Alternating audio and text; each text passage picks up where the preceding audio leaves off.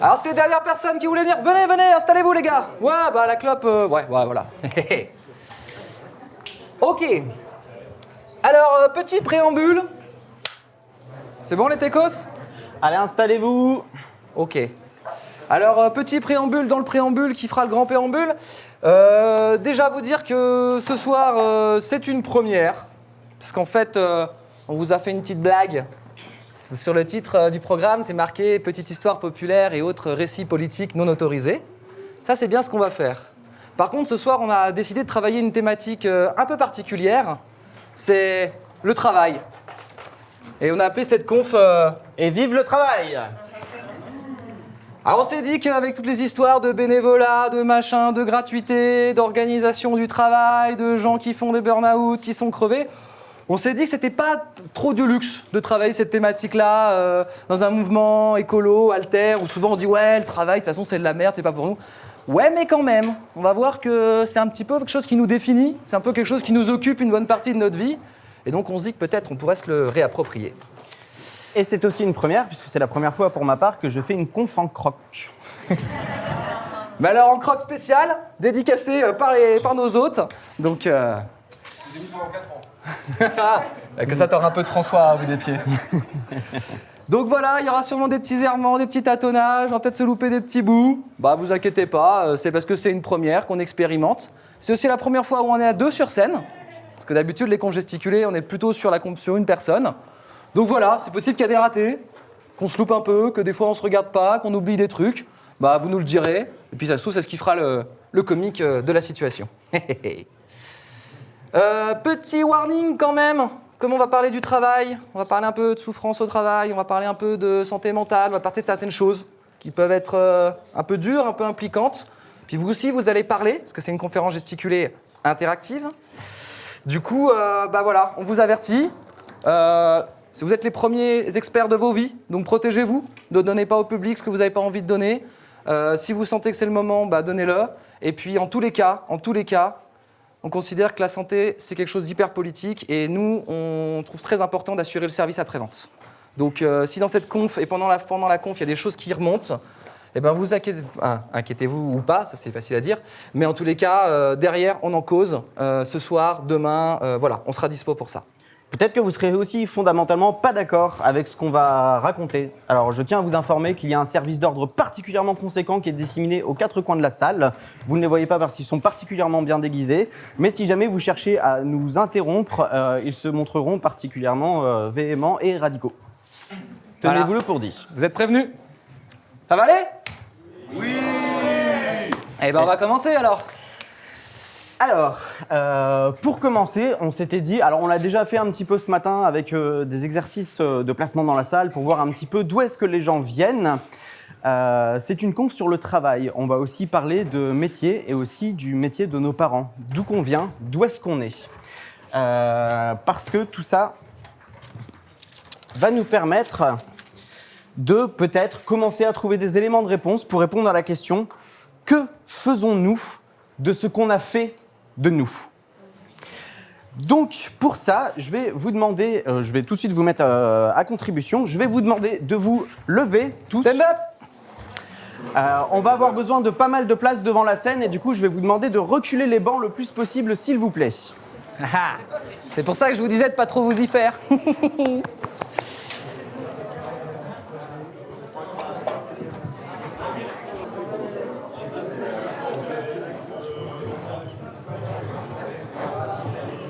Alors, on voit tout de suite que quand il s'agit de produire un effort collectif sans organisation du travail, c'est compliqué. C'est intéressant.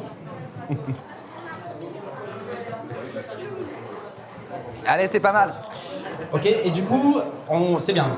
Vous nous avez libéré un bel espace, merci. Je vais vous demander à tout le monde du coup de passer devant les bancs dans l'espace qu'on s'est libéré.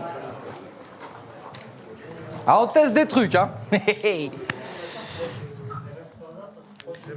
Et alors, maintenant, je vais vous demander, en faisant attention, parce qu'il y a pas mal de caméras et de matos qui vaut assez cher ici, et on ne sait pas trop si les techniciens sont assurés ou pas, on ne voudrait pas casser leur outil de travail. Voilà, je vois le regard de Nico un peu qui dit oui, surtout faites pas ça. Donc faites attention à votre environnement et aux gens autour de vous. Je vais vous demander de vous placer selon un axe. on va dire que là-bas, à gauche de la scène, à votre gauche, vous allez plutôt vous placer de ce côté-là si jamais vous êtes plutôt d'origine prolétaire, ouvrière, paysanne. Si jamais vos parents sont plutôt employés que patrons, on va vous demander de vous placer plutôt là-bas. Si jamais vous êtes plutôt issu d'un milieu de cadre, d'encadrant, vous allez peut-être plutôt vous placer ici, là, dans le premier quart. Si jamais vous êtes plutôt issu d'un milieu de petits patrons, de professions libérales, de commerçants, d'artisans à leur compte, etc., peut-être des gens qui ont quelques employés sous leurs mains, on va vous demander de vous placer plutôt ici. Et alors, si jamais vous êtes issu de la noblesse, de la bourgeoisie, de grands patrons, etc., on va vous demander de vous placer carrément là-bas. Allez-y. C'est parti!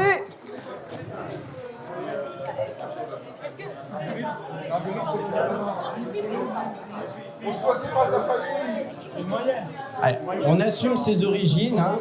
Je vous rappelle que tout ça est dans le but de répondre à la question. Alors, si vous êtes issu de familles plutôt prolétaires, c'est-à-dire ouvrières, paysannes, employés de première ligne, premier de corvée, comme on dit, c'est plutôt tout à gauche. Si jamais vous êtes plutôt issu de l'aristocratie, la noblesse ou le grand patronat, la bourgeoisie, c'est plutôt tout à droite. Vous voyez, on n'a pas choisi l'axe selon le hasard. Et sinon, vous pouvez essayer de trouver votre place dans le milieu.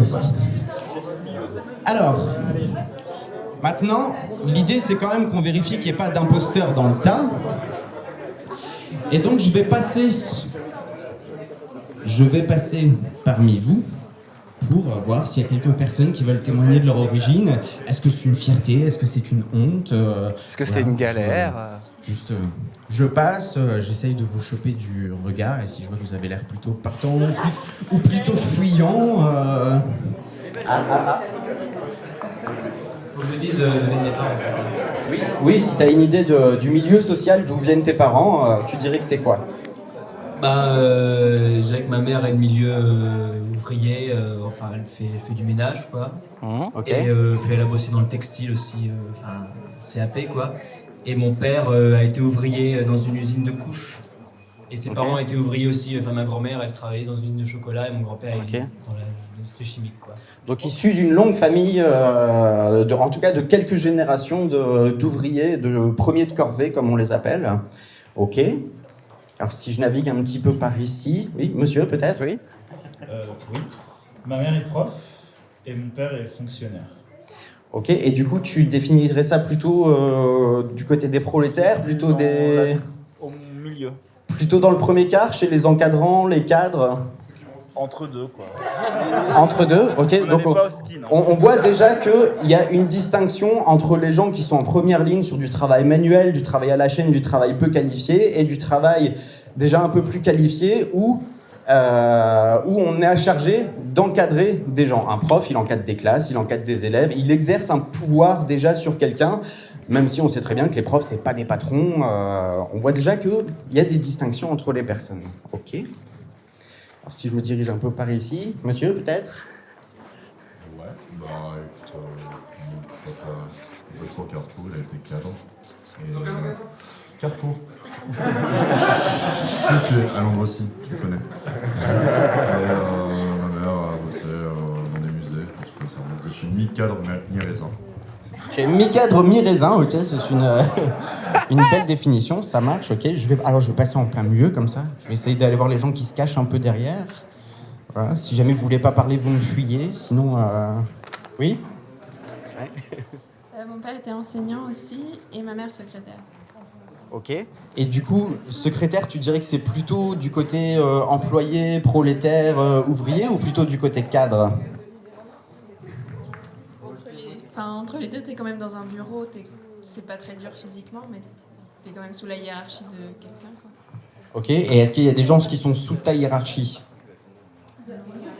Non? Ok, mais du coup, tu as choisi de te situer plutôt du côté cadre que du côté entre les deux. Donc il y a des entre-deux, entre les gens qui sont plutôt prolétaires et les... Ok, donc on voit que c'est pas si simple et que les catégories sont pas aussi fixes qu'on voudrait le penser. Ok. Mademoiselle? Donc moi je me suis mis au milieu, je je savais pas trop. Mon père est cadre et ma mère est artiste, donc je savais pas. Enfin, c'est un peu je suis un peu au milieu, quoi. Ok. Est-ce que tu dirais que tu sais pas trop où te placer et que tu t'es mis un peu là par défaut? Non, mais je pense que je suis plutôt au milieu, enfin, mon père est cadre, il gagne bien sa vie, donc... Ok, donc en fonction du niveau de revenu, tu dirais que tu te distingues plutôt de la base. Ils sont pas responsables. Non, bien sûr. Alors, on n'est pas là du tout pour vous incriminer en fonction du niveau familial où vous êtes venu. Hein. On est là pour essayer de comprendre ce qui se passe. Ok? On n'est pas là pour se culpabiliser, pour se flageller. Vous n'êtes pas responsable de vos privilèges. L'essentiel, c'est ce que vous décidez d'en faire. Oui? Non, moi, mon père est cadre sup, ma mère est prof, et mes grands-parents étaient tous infirmiers, artisans ou ouvriers. Mais donc plutôt bien bourgeois, mais pas dans les gens qui sont par là-bas. Il se distingue Ok. quand même, hein. Du coup, là, c'est plutôt du côté de ton parent qui est cadre sup que tu t'es défini plutôt de ce côté-là. Ok, ça marche. Et alors, on va aller voir tout au bout. Alors, du coup, vous trois, vous quatre, vous venez de la même famille, ok. Et du coup, est-ce que vous voulez nous dire un peu d'où vous venez? En fait, c'est plutôt au niveau de nos grands-parents. En fait, si on pense de l'origine sociale de nos parents, c'est petite noblesse. Grands-parents militaires ou dans l'industrie sucrière, enfin, grande industrie ou dans l'énergétique. Mais le problème, c'est que nos parents, en fait, c'est difficile de se placer parce que nos parents ont fait une sorte de scission avec la famille. Et en fait, du coup, notre père est boulanger et notre mère fonctionnaire à 2000 balles par mois. Donc voilà, en fait, c'est difficile de se placer du coup. En fait, au niveau de l'origine, c'est plutôt petite noblesse, grande bourgeoisie. Mais au niveau des réalités financières, en tout cas au niveau groupe familial, on n'en est pas là, quoi. Ok, et du coup, non seulement on a vu que les catégories, elles pouvaient être un peu floues, voire pas forcément nous correspondre à toutes et tous. Des fois, on est un peu dans des entre-deux, mais en plus, ça arrive que des fois, ça bouge. Ça bouge en fonction des générations. Je vais lâcher le micro. On les fait se rasseoir? Pardon? On les fait se rasseoir? Oui, vous pouvez vous réapproprier les bancs le temps que je bois avant que vous pouvez vous rasseoir. On va pas vous laisser 1h30 debout. Alors vous pouvez rester entre prolétaires ou pas. Voilà, vous choisissez, hein. On n'est pas contre l'entre-soi, nous, hein. Vous pouvez rester en alliance de classe ou en mixité choisie, comme vous le préférez. Vous désolidarisez des gueux.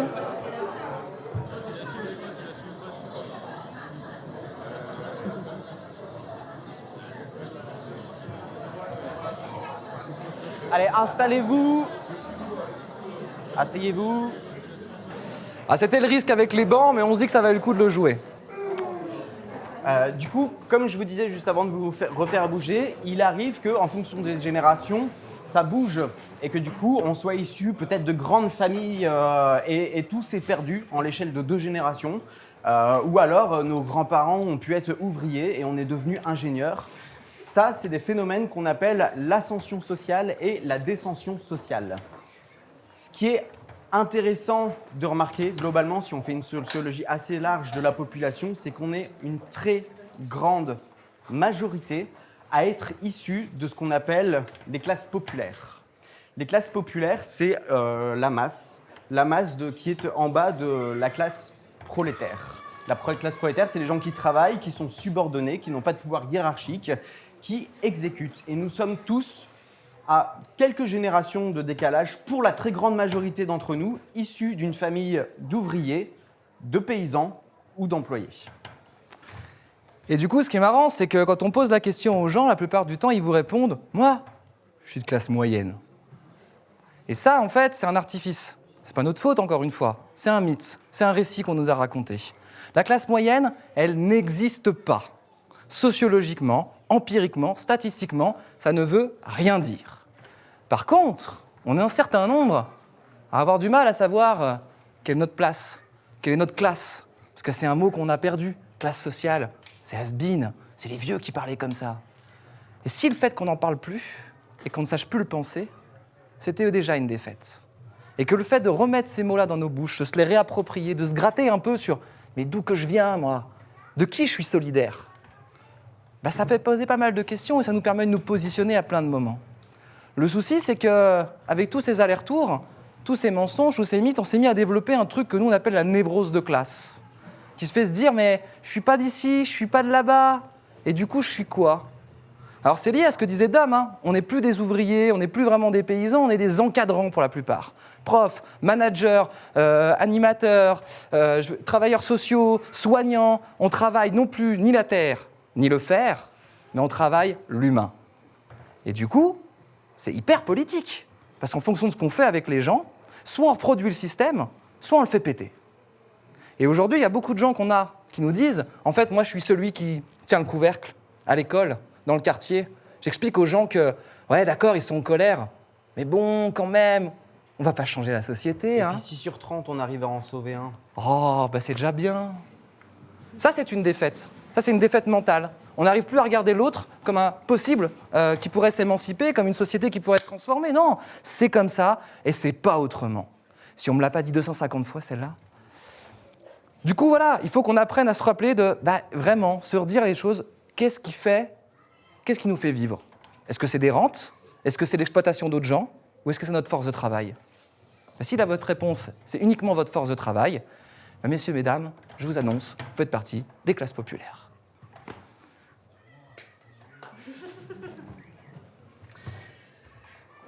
Et nous, dans tout ça? Parce que là, on vous a fait bosser, mais on s'est un peu planqué. Hein. Vous savez toujours pas d'où on vient, nous. Moi, je suis fils d'employé, fils d'une mère qui a élevé ses enfants seule. Je suis petit-fils de bidasse. Moi, je suis fils de vendeuse et de serveur. Et je suis petit-fils d'une instit et d'un ouvrier. D'où la névrose de classe. En comprenant d'où je viens, j'ai compris que quand on était tout en bas de l'échelle, quand on était les premiers de corvée, on était voué à se faire exploiter toute notre vie et que ça allait avoir des conséquences sur notre corps. Je l'ai vu sur le corps de ma mère qui était poissonnière en supermarché et qui portait des sacs de moules et de glace qui portaient 20 kilos et à devoir faire des cours de kiné et à faire des arrêts maladie parce qu'elle était brisée par le travail. Quand je comprends d'où je viens, je comprends pourquoi toute mon enfance j'ai eu honte. J'ai honte de manger sale, j'ai honte de mal m'habiller, j'ai honte de ne pas savoir bien parler. Et du coup maintenant je sais, c'est parce que j'ai fait semblant de ne pas être issu des classes populaires, que j'avais honte de ces classes sociales-là, dont je faisais partie. On m'a appris à avoir honte. Et du coup, quand il joue une conf, il met une chemise. À la maison, ma mère me disait souvent, tu feras les études que tu veux, tu feras le métier que tu veux, tu feras ce que tu choisiras dans la vie. Par contre, il n'y aura pas d'argent. Moi, on m'a dit, qu'est-ce que t'es intelligent comme gamin, il faut que tu fasses des études, il faut que tu fasses de la philo, que tu ailles à la fac, il faut que tu t'éclates. Par contre, nous, on ne pourra pas te le payer, il faudra que tu te débrouilles tout seul. À l'école, on m'a dit, tu sais, tu as des capacités, mais c'est dommage que tu ne les exploites pas et que tu choisisses un peu tes matières, que tu n'ailles que là où ça t'intéresse, que là où tu as de la curiosité. Exploite-toi, exploite tes capacités, exploite-toi. À l'école, on m'a dit de fermer ma gueule, d'arrêter de me rebeller, d'arrêter de vouloir changer les choses, d'apprendre quelle était ma place. À l'école, on m'a dit que toutes les belles idées, ça servait à rien, que la réalité, c'était l'emploi. On m'a dit, t'as deux choix dans la vie. Soit tu bosses à l'école, tu seras ingénieur dans le décolletage, je viens de Haute-Savoie, je ne sais pas si vous voyez. Soit tu bosses pas à l'école, c'est pas grave, tu seras ouvrier ou ingénieur. Aujourd'hui, après avoir beaucoup bourlingué et être passé par de multiples parcours, galères et chemins de traverse, on a décidé de quitter l'emploi. De quitter l'emploi traditionnel tel qu'il se fait avec des patrons qui ordonnent et des ouvriers, des employés qui exécutent. Aujourd'hui, nous sommes artisans d'éducation populaire dans une coopérative. On réinvente notre métier, on choisit nos horaires, on choisit notre travail. Mais on mange des pâtes.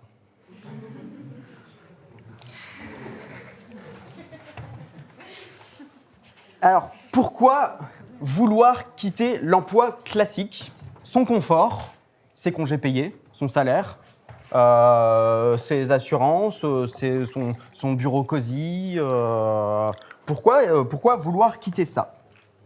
Alors, Comme la plupart d'entre vous, on n'est pas globalement de ce qu'on a vu sur le camp. Il n'y a pas une très grande différence d'âge entre nous. On a tous entre 20, 25 et 40 piges pour la moyenne. Pour la moyenne. T'as le doyen devant là, fais gaffe. Oui, hein, mais il y a une justement, canne. c'est bien, c'est bien. C'est bien d'avoir des différentes générations représentées dans la salle parce qu'il y a des gens qui pourront dire que ce qu'on raconte de ce qui se faisait avant, c'était vrai. Les premiers jobs qu'on fait. Alors, je ne sais pas, vous, ce que vous avez fait comme premier job. Moi, mes premiers jobs, ça a été des stages pas rémunérés. J'ai fait 2 services civiques et j'ai fait des années et des années de pions, qui étaient des emplois jeunes. Et du coup, je me suis fait exploiter dans toutes ces formes de contrats qui étaient précaires, sous-payés, voire pas payés du tout. Et c'est un peu ce qui caractérise notre génération. C'est-à-dire que l'entrée dans l'emploi, elle se fait avec un sacrifice. Mais non, on est jeune, on s'engage, on est engagé. On le fait parce qu'on a des valeurs. Et c'est ça qu'on nous inculte. C'est normal d'en chier quand on est jeune. On vous l'a pas dit ça? C'est le début, faut bien en chier un petit peu, faut apprendre ce que c'est, la souffrance, la soumission. Ah oui, il faut quand même avoir le goût de ce qu'on va nous faire subir pendant tout le reste de notre carrière, non? Et puis avec le chômage, il faut qu'on fasse nos preuves. Ouais, sauf que ça, c'est encore une fois un mytho. En fait, la catégorie jeune, en fait, elle vaut pas dire grand-chose non plus. En fait, c'est un truc qu'on a construit dans les années 70, quand on a voulu mettre un coup dans l'emploi, renvoyer un petit peu toute une partie des jeunes et dire « il y a un problème avec les jeunes. On va faire des emplois jeunes. On va faire des dispositifs jeunes. » Attendez 2 secondes. Si on avait dit qu'on faisait des emplois femmes, si on faisait des emplois immigrés, ça aurait posé des questions à quelqu'un? Sauf que le jeune, c'est pas une catégorie politique. Du coup, elle en devient une, et on nous impose tout un système de logique qui nous apprend tout doucement la soumission, la précarité. Moi, j'ai eu droit à service civique, j'ai eu le droit à de l'emploi aidé. On m'a fait comprendre un emploi en insertion, un CUI-CAE. Je ne sais pas si vous avez déjà vécu ce truc-là. On a toujours droit à un travail, mais en dessous. Vous savez, c'est juste ce qu'on a droit, mais un petit peu en dessous. J'avais un prof qui disait l'insertion, c'est donner aux gens, finalement, le goût du moins. Et progressivement, on apprend à moins demander, à moins revendiquer. On va dire « Ah, mais j'ai déjà un salaire. C'est bien, non? 500 balles par mois. C'est cool, non ?» Mais oui, tu devrais t'en contenter. Bah oui. T'es jeune. Ah bah oui.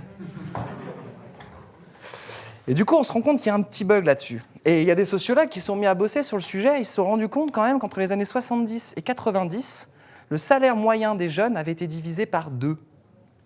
Entre 1968 et 1998, quand on avait 30 ans, on gagnait 2 fois plus. 2 fois plus en 68 qu'en 98. Et ça, c'est un impact. Parce qu'une fois que vous avez commencé comme ça, vous n'allez pas trop l'ouvrir. Puis déjà, vous avez gagné un petit peu plus. Et puis ça permet que si tu entres en salaire, enfin si tu entres en emploi, ton premier emploi, il est au SMIC ou à 0,6 SMIC, 0,7 SMIC, tu pars de beaucoup plus bas dans l'échelle de carrière. Et du coup, c'est tous les salaires derrière qui se cassent la gueule. Et puis quand on parle avec les anciens, quand on parle du travail, je sais pas vous, les trentenaires ou les plus jeunes, c'est facile de parler avec vos parents et vos grands-parents du travail? Il n'y a pas des trucs genre « mais je comprends pas, vous êtes des feignants, moi à mon époque... » va travailler. Et moi à mon époque, il y en avait du boulot. Alors, oui, peut-être. Et Bande de aujourd'hui- feignants. Aujourd'hui, il y en a moins. Aujourd'hui, il y a un truc qu'on appelle le chômage de masse, le marché du travail. J'ai eu une expérience. Je bossais dans un gros entrepôt de manutention. J'étais préparateur de commandes. Alors, c'était pas chez Amazon, mais c'était pour la grande distribution. C'était bien pourri.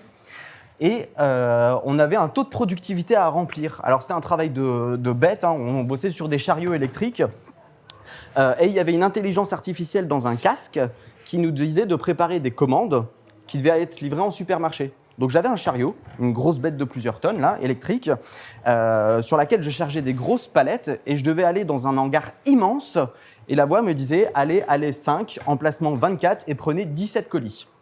Alors, du coup, moi, je disais, allez 5, emplacement 24, ok. Je chargeais mes 17 colis, je disais 17 colis, ok. Et je faisais ça pendant 8 heures. Et du coup, je devais préparer 250 colis par heure.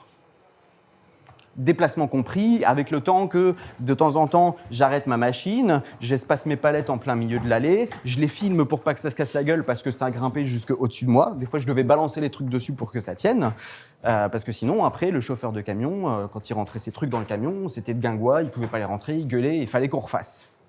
250 colis par heure, je devais faire. Avec des colis qui faisaient parfois 10 kilos, des bidons de 15 litres de lessive, etc. J'ai jamais réussi. J'ai jamais réussi à atteindre ce seuil de productivité. Et un jour, le patron de l'entrepôt, directement, pas la manager qui surveille la contremaître, qui de temps en temps venait me mettre un petit taquet, allez, booste-toi, t'es qu'à 150, tu peux le faire, il te reste 2 heures. Un jour, non, c'est le directeur qui descend. T'as vu ta prod? Il descend comme ça. Il me fait Monsieur Lestienne, vous avez vu votre productivité là? Va falloir se botter le cul un petit peu, hein, parce que moi, le travail que je vous demande de faire, une main dans le dos, je le fais. Et les doigts dans le nez avec l'autre. Des petits cons comme vous, il y en a 50 qui attendent à l'agence d'intérim. Alors si vous voulez pas que je vous vire ce soir, va falloir cravacher. Et aujourd'hui, les patrons, c'est ça. Si jamais tu ne leur conviens pas, ils ont l'embarras du choix. Ils ont l'embarras du choix parce qu'on est dans une société de chômage de masse. Interrogez vos grands-parents qui ont travaillé à l'usine, à l'atelier dans les années 70, ils vous raconteront une histoire complètement différente. Moi, ce qu'ils m'ont raconté, tous les vieux que j'ai interrogés qui sont de cette génération-là, ils m'ont dit, moi le patron, il me parlait comme à de la merde, je claquais la porte, je traversais la rue, parce qu'à l'époque c'était encore possible de trouver du taf en traversant la rue. J'allais voir le patron d'en face et je lui disais, là-bas c'est un connard, tu me prends? Bah ouais, j'ai de la place. C'est comme ça que ça se faisait à l'époque. On m'a même raconté qu'il y a des patrons qui allait à la sortie des autres usines pour essayer de débaucher les employés de là-bas et les prendre chez lui. Vous imaginez dans quel autre rapport au travail on était? C'était complètement différent. Complètement différent. Vous comprenez mieux pourquoi, quand il faut dialoguer avec Pépé, des fois ça rame, quoi. Lui, il vivait dans le plein emploi. Nous, aujourd'hui, on vit dans le miskin emploi. Il y a un concept qui vient d'un sociologue qui s'appelle, un anthropologue, c'est David Graeber. Il nous nomme le concept de bullshit job. Ça veut dire en gros littéralement taf de merde. Et à force de faire des confs, de faire des ateliers, il y a plein de gens qui nous racontent leur taf de merde. Alors on s'est dit que peut-être ce soir vous auriez envie de participer à un concours des tafs de merde et venir nous raconter, vous, c'était quoi vos premières expériences de taf? Ou alors c'était quoi la pire expérience que vous avez vécue au travail? À vous les studios. Oui? Tu peux le prendre. Moi, c'est une toute petite. Hein. Je pense que c'est pas grand-chose par rapport à d'autres, mais c'est à Flunch. J'ai à peine 18 ans. Le gars, en fait, ils avaient pas le matériel pour me former, mais du coup, ils m'ont formé. Il manquait des employés. C'était la période de Noël. Donc, et en plus, c'était les soldes, je crois, un truc comme ça. Donc, il y avait plein de monde. Ils n'avaient pas le temps pour me former. Et du coup, je me suis retrouvée par me faire former par un gars, je sais pas, un technicien. Il me faisait enlever tous les chewing-gums qui étaient là depuis genre des années, quoi. Et, décolleuse de chewing-gum. C'est ça. Et il m'engueulait quand je le faisais pas. Et je me suis fait voler mes chaussures de sécurité, mon pantalon, enfin des trucs, tu te dis, mais... Et voilà, puis j'ai pas été prise et franchement, après la période d'essai, okay. Ils ont dit que c'était un truc qui allait pas avec moi et j'ai fait, ah mais d'accord, ok, ça va pas avec moi. Okay. Donc tu as été recrutée pour être décolleuse de chewing-gum et tu n'as même pas été prise, très bien. Quelqu'un d'autre? Derrière la regarde. Vas-y, prends. Okay. Pour ma part, c'est aussi quand j'avais 18 ans et j'avais mon premier appart à Strasbourg et je voulais pas le quitter l'été. Et je voulais pas demander de l'argent à ma mère et tout. Et je me suis retrouvée serveuse dans un PMU à Cronenbourg. Et c'était folklorique. Je suis restée 3 mois et puis après encore 6 mois au Black. Et il y avait une misère sociale pas possible. Et eux, est-ce que tu as une anecdote à raconter? Ouais.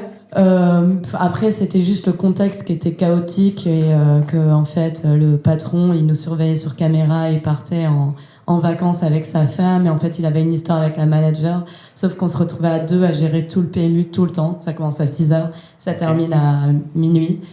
Et un jour, je suis arrivée et en fait, il y avait plein de violence. Et il y a un mec, juste il s'est levé dans la salle fumeur pour me dire, pour lui, je lui avais manqué de respect et il voulait me trancher le cou. Et du coup, je me suis mise à courir derrière le comptoir et c'est ma manager qui l'a sorti. Il n'y a personne qui s'est levé. Et voilà, mais on était toujours à les deux seules femmes dans le PMU qui étaient tout le temps blindées, bien sûr, avec deux salles plus l'extérieur encore. Voilà. Yes. Ok. On a eu du courage. Merci. Quelqu'un d'autre? Soyez pas timide, ouais. Moi j'ai fait pas mal d'intérim, donc j'en ai beaucoup, mais bon, on va en choisir une. J'ai exactement la même que toi en préparation de commande. Vraiment, voilà, exactement la même expérience avec le patron pareil. Mais sinon, il y a une qui était assez rigolote. J'étais dans un entrepôt aussi de préparation de commande, mais c'était pas le même. Et là, en fait, on m'avait pris pour décoller des étiquettes, des sachets, parce qu'ils avaient été mal étiquetés. Et du coup, c'était un entrepôt de froid, j'étais à genoux parce qu'il n'y avait pas de chaise, il n'y avait rien, en fait, donc j'étais à genoux par terre, quoi, pour décoller mes étiquettes. Et donc je faisais ça toute la journée, en fait, tout seul. Et à un moment donné, il y a un mec qui passe, un cariste, quoi, qui passe. Et du coup, il défonce ma palette en passant, quoi. Et là, je me dis, bon, il a pas fait exprès, il va la remettre après en revenant. Et en fait, non, il s'est juste barré. Et ils m'ont viré le lendemain, et je sais pas trop pourquoi. mais du coup, voilà, c'était une petite expérience. Okay. Yes. Merci. Alors, qui d'autre a des expériences bien pourries d'emploi à nous raconter? Là-bas, tout derrière. T'en as un bon, là. Salut. J'ai nettoyé les chiottes de l'hôtel Maeva dans une station de ski aux Arcs 1800 pendant 5 mois. Et c'était enrichissant, surtout que devant le chiotte, t'as une glace, donc tu te vois en train de récupérer la merde. C'est pas mal. Et la petite vengeance, ça s'est passé avec mon collègue Manu, qui lui était plutôt Javel, et moi ammoniac. Et on se démerdait pour faire le service l'un derrière l'autre, de manière à ce que quand tu poses les fesses sur le toilette, ça pique brûle un petit peu. Voilà. Magnifique. Ok, donc c'est intéressant. On a des premières stratégies de sabotage contre les bourgeois qui vont en vacances au ski, par exemple. Intéressant. Quelqu'un d'autre? Oh, il y en a encore plein. Ouais, pareil, donc première expérience en boîte d'intérim. À l'époque, je suis préparateur dans l'industrie agroalimentaire, donc en gros, je fais des salades, 1,5 tonne de carottes râpées dans les mélangeurs, etc. Je fais 2 jours dans cette usine-là. C'est pas le travail en soi était pas ouf du tout. Les horaires, c'est 5h, 14h. C'est vrai que c'est intérimaire, donc on a des primes, mais c'est pas du salaire. Et donc c'est tout, je fais 2 jours, c'est vendredi, samedi, et je demande du coup à quelle heure je viens lundi, et lundi on me dira, on m'a dit, vous verrez bien, on vous recontactera, etc. On m'a jamais recontacté, et l'excuse qu'on m'a donnée, c'est en fait, vous courez pas derrière le travail, c'est plutôt l'inverse. Alors que j'ai pas du tout cette impression-là, et dans les jobs que j'ai eu après, c'était pas ça non plus. Et j'ai découvert ensuite que la personne qui gérait les RH pouvait pas saquer mon cousin qui était dans l'entreprise, avec qui je n'avais aucun lien de parenté en termes de prénom, etc. Donc elle a découvert le poteau rose et je me suis fait virer parce qu'elle aimait pas mon cousin. Injustice totale. Rien à voir avec ton travail réel, quoi. Ok, il y avait une dernière personne derrière.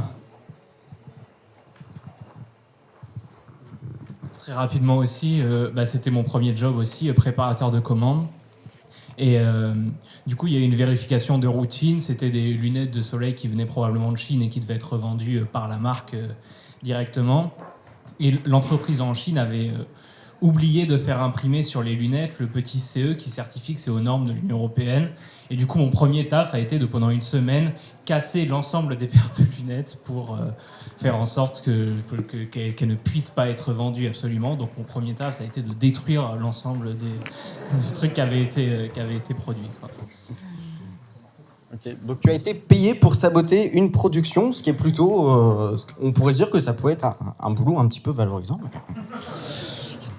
Alors dans le genre, une fois on nous a raconté quelqu'un qui avait un métier, c'était sexeur de poussins. Alors pour faire le lien quand même avec l'écologie, tout ça, c'est-à-dire il prend des poussins, ils arrivent là, brrr, comme ça sur un tapis roulant, puis il le prend, il appuie dessus, s'il y a une ziquette qui sort, au mixeur, s'il n'y en a pas, aux nuggets. Voilà, vous voyez un peu les jobs hyper épanouissants que le capitalisme peut nous proposer. On en a des séries très très longues comme ça. Souvent, c'est la forme. Là, on a vu beaucoup des travaux qui sont pénibles, humiliants, infantilisants, qui nous font sentir sales, qui nous dégradent. Et puis aussi, des fois, la forme, je veux dire, le fait qu'on soit obligé à des temps courts, à des formes non renouvelées, l'intérim, le service civique, par exemple. Vous voyez quand même qu'il y a un problème. Quand on voit que la majorité des jeunes commencent l'emploi par un service civique et qu'on vous dit surtout, c'est pas un emploi, commencez à vous dire, mais il se moque de qui, en fait? En fait, il se moque d'un truc, c'est du travail. En fait, en gros, il y a une obscénité qui a été de transformer le travail en une marchandise. Il y a un concept qui me mal à la bouche, c'est le marché du travail. À quel moment le travail devient une marchandise? À quel moment, nous, on ne doit plus être des êtres humains avec des savoir-faire, des compétences, des affects, des émotions? Non, on devient une marchandise qui doit en plus elle-même se vendre. Je ne sais pas si vous avez tous sûrement passé par le fait de rédiger votre CV, votre lettre de motivation. Vous voyez, ce phénomène, ça nous fait de dire, mais qu'est-ce que je mets en valeur? Comment je me vends le mieux? Comment je dois dire au patron que je ne connais pas, qui travaille dans une boîte de merde, que sa boîte, c'est la meilleure, que lui, il est super et que vraiment, il doit m'embaucher? Ça crée quelque chose au fond de nous, dans notre intime. Alors nous, on s'aime bien, on fait des ateliers, des fois, on fait des ateliers de désintox à langue de bois, on s'amuse à faire des anti-CV. On met tous les trucs qu'on ne peut pas valoriser dans l'emploi. On fait des ridiculum vitae, tous les trucs que on sait faire et que c'est pas quoi trop en faire, c'est pas vendable, ça n'a pas de valeur. Des lettres d'amour en sigle. On fait des lettres de non-réponse à des offres d'emploi. Ça, je peux vous dire que ça fait vachement du bien. Amusez-vous, vous prenez le journal comme ça, vous regardez Internet, vous chopez les annonces, vous faites putain, il est pourri, non, je veux pas de votre job, le salaire, il est irrespectueux, les horaires sont indécents, et de toute façon, je sais même pas ce que je vais faire. Alors, non merci. Vous pouvez l'envoyer aussi, ça fait du bien. Ça fait du bien, ouais, c'est ça. Si jamais vous devez fournir des preuves à Pôle emploi que vous avez fait des démarches de recherche d'emploi, ça peut être une manière de concilier les contraintes qui pèsent sur vous à la libération, de dire ce que vous pensez clairement à un patron. On peut avoir l'impression que ça a toujours été, qu'en fait, effectivement, sur 1-2 générations, ça a glissé, si vous acceptez ce qu'on a dit avant. Mais il y a quand même une sacrée accélération pour notre génération. Pour vous dire quand même, on est dans le Nord, moi j'ai travaillé un peu dans le Pas-de-Calais et ça reste toujours les Hauts-de-France. On a quand même une région qui est présidée par un certain Xavier Bertrand, qui est loin d'être un mec de gauche et qui a quand même fait changer le budget du social qui était dans l'accompagnement des personnes au RSA, des personnes précaires, des personnes fragiles en termes de santé, d'histoire de vie. Il y avait 75% qui étaient de l'accompagnement social. Et du coup, 25% qui restaient sur l'insertion à l'emploi, en disant déjà, ces gens, on va leur foutre un peu la paix. Et lui, il a inversé le tout.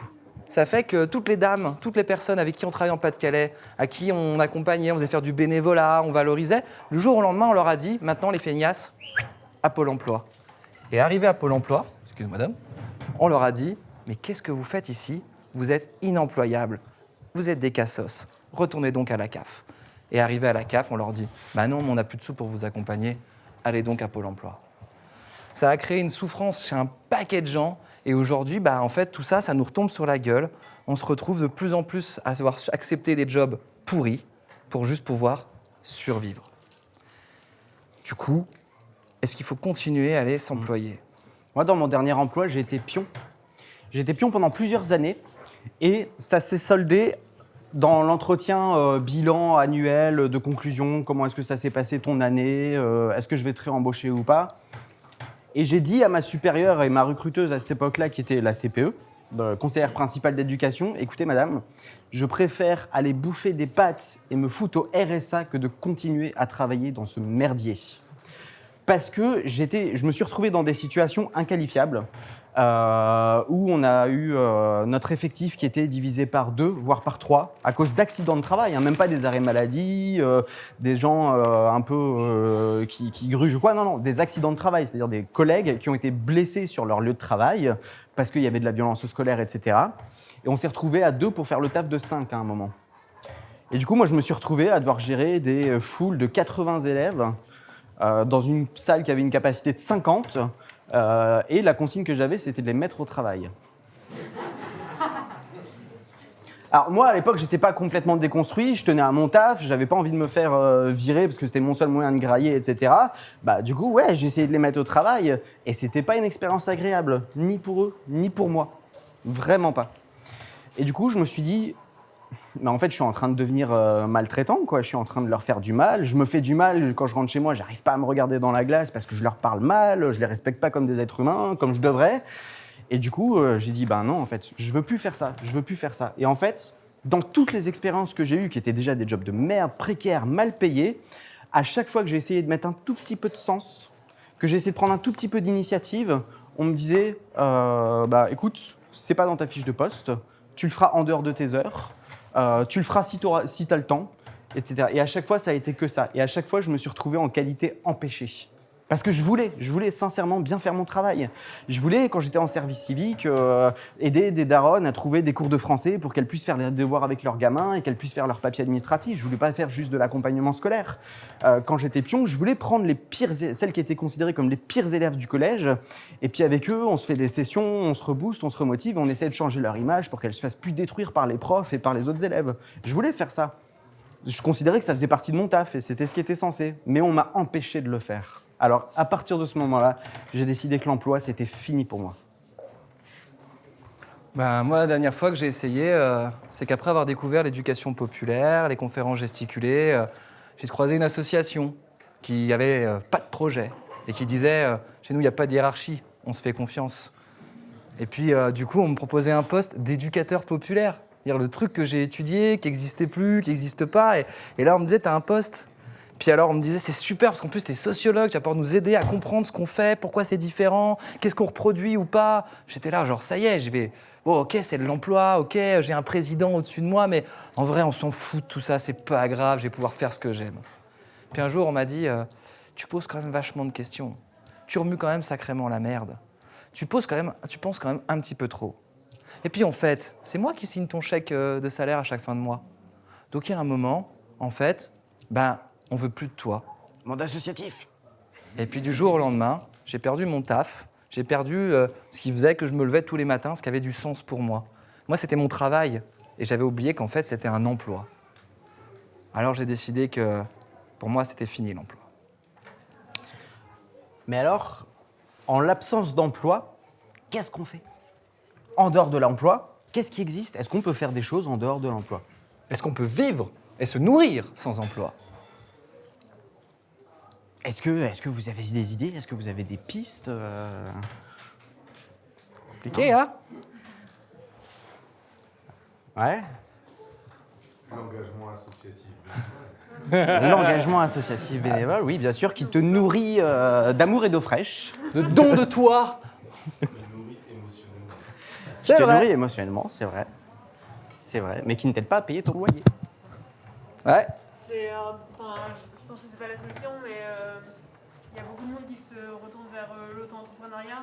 Donc l'auto-appropriation de ton boulot, mais c'est toujours dans une dynamique de se vendre et de répondre à des besoins de... Du coup, là, pour le coup de particulier, mais voilà, en tout cas, il y a beaucoup de monde qui se tourne vers ça, surtout dans ce temps. Ouais, l'entrepreneuriat. On va en parler juste après. Ouais. Alors effectivement, c'est une question complexe et qui ne nous inspire pas beaucoup. Qu'est-ce qui existe en dehors de l'emploi? Est-ce qu'on peut faire des choses qui ont du sens et qui nous nourrissent en dehors de l'emploi? Monsieur le sociologue, est-ce que vous avez... Les lunettes de la sociologie sont très importantes pour décrypter le monde. Alors, ce que je vais vous raconter, je ne l'ai pas inventé, hein, c'est un mec qui me l'a appris, il s'appelle Bernard Friot, et il m'a mis des bonnes claques dans ma gueule. Bernard, il me dit, tu vois, ça c'est l'emploi. Alors, dans l'emploi, il y a tout ce qu'on vient de dire, et notamment un principe fort, la subordination. Parce qu'on parle souvent de rapport de domination, de privilèges, de tout ça. N'oublions pas qu'il y a quand même un lien d'exploitation légale institué qui s'appelle la subordination. C'est même inscrit dans les droits de l'homme, hein. Usis et abusis. D'accord? Quand vous êtes propriétaire de quelque chose et de travailleurs, vous pouvez les user et les abuser jusqu'à la corde. Bon, entre-temps, les ouvriers, ils ont fait des grèves, des luttes, ils ont gagné des droits, les mecs sont obligés de signer un contrat de travail, de reconnaître les congés. Bon, on a quand même réussi à pas mal enfoncer le coin. Et puis, notamment, Bernard, il nous dit, il y a une fraction qui est intéressante, c'est les fonctionnaires dans l'emploi. Alors pourquoi? Parce qu'aujourd'hui, on a l'impression que fonctionnaires, et puis bon, de toute façon, ils coûtent, et puis machin. Mais quand même, intéressant de voir que les fonctionnaires, le statut des fonctionnaires, il a été créé par des communistes. Il n'a pas été créé n'importe comment. Il a été créé à travers l'idée que notre travail, il pouvait être attaché à notre personne et pas à notre poste. Un fonctionnaire, un prof, il peut perdre son poste. Il perd pas sa qualif. Il est toujours prof. Il perd pas son salaire. C'est pour ça qu'ils les aiment pas, les patrons. Ils peuvent pas les virer. Ils font chier, ces fonctionnaires. C'est pour ça qu'ils tapent dessus depuis un demi-siècle, et puis qu'on les démonte, et puis qu'on les démonte, et puis qu'on les démonte. Même mieux, on les a subordonnés de plus en plus. On a mis des hiérarchies. On a limité leurs droits. Donc aujourd'hui, effectivement, être fonctionnaire aujourd'hui en France, c'est pas simple. Il y a des fonctionnaires à qui on incite d'aller créer leurs entreprises à partir du réseau et des contacts et des savoir-faire qu'ils ont développés dans le service public. Et c'est leur direction de service public qui fait ça. Mais au-delà de l'emploi et même du fonctionnariat, il y a un truc plus vaste qui s'appelle le travail. Mais le travail, c'est dans l'emploi. Ben non, regarde. C'est en dehors. Le travail, c'est tout. Là, on bosse. Bon, on n'est pas payé. Donc mais on bosse. On fera tourner un chapeau après. Hein. Ouais, vous avez intérêt.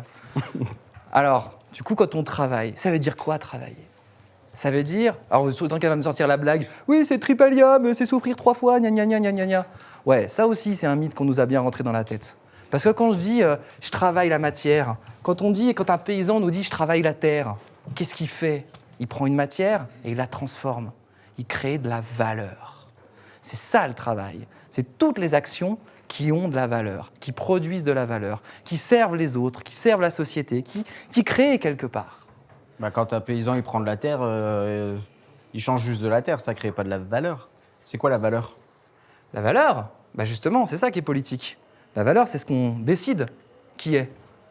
Comment on peut décider que Bernard Arnault, il vaut plus que notre planète?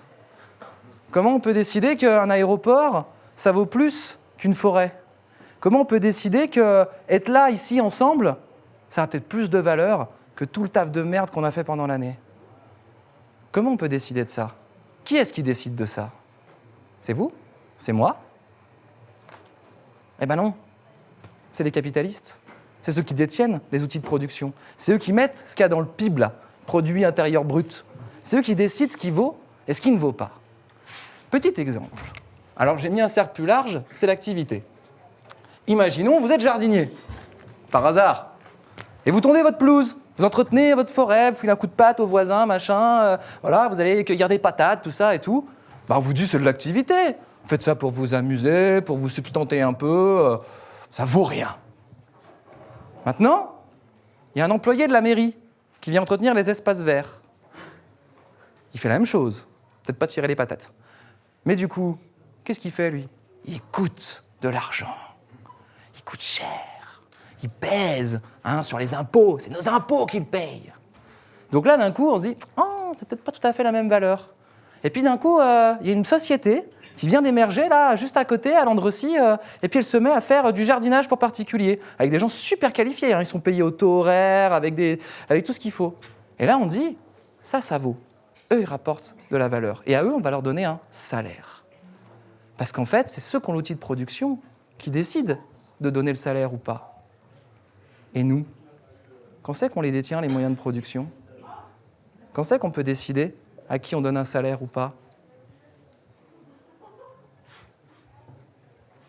Alors, est-ce que vous avez des idées de travail, comme le jardinier, qui ne seraient pas forcément soumis à l'emploi et à la subordination? Est-ce que vous faites des choses dans votre vie où vous estimez que c'est du travail et qu'en fait, ça mériterait d'être payé, d'être reconnu? Ouais. Occuper de la com du Cantonador. Toute l'économie du ménage. Eh oui, le travail invisible, le travail domestique. Ça aussi, hein. Quand c'est quelqu'un qui le fait à la maison, 90% du temps les femmes, eh ben, c'est normal. 95? On monte encore?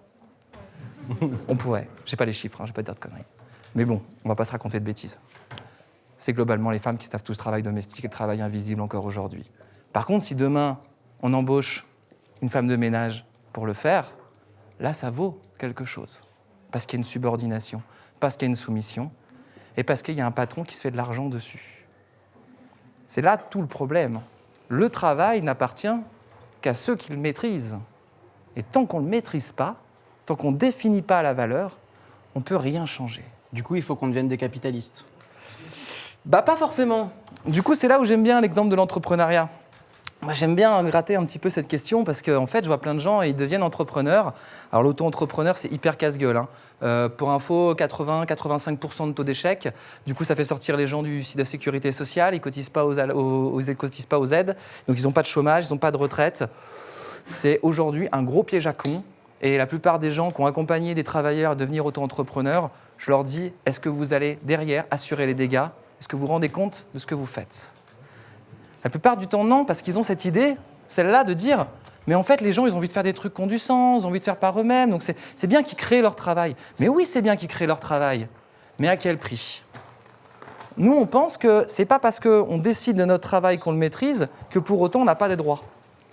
Alors, on a trouvé un truc un peu bâtard. Nous, on travaille dans une coopérative d'activité, on est entrepreneur et salarié. Du coup, on a trouvé une espèce de compromis par là. On n'est plus vraiment dans l'emploi. En tout cas, on en a piqué certains des droits. On cotise, on a une mutuelle, on a une sécu, peut-être on aura une retraite. Je ne suis pas sûr avec Macron. Non, je suis pas sûr. On a un contrat de travail. Par contre, il n'y a personne qui nous dit ce qu'on doit faire.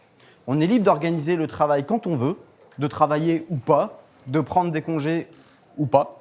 On est libre.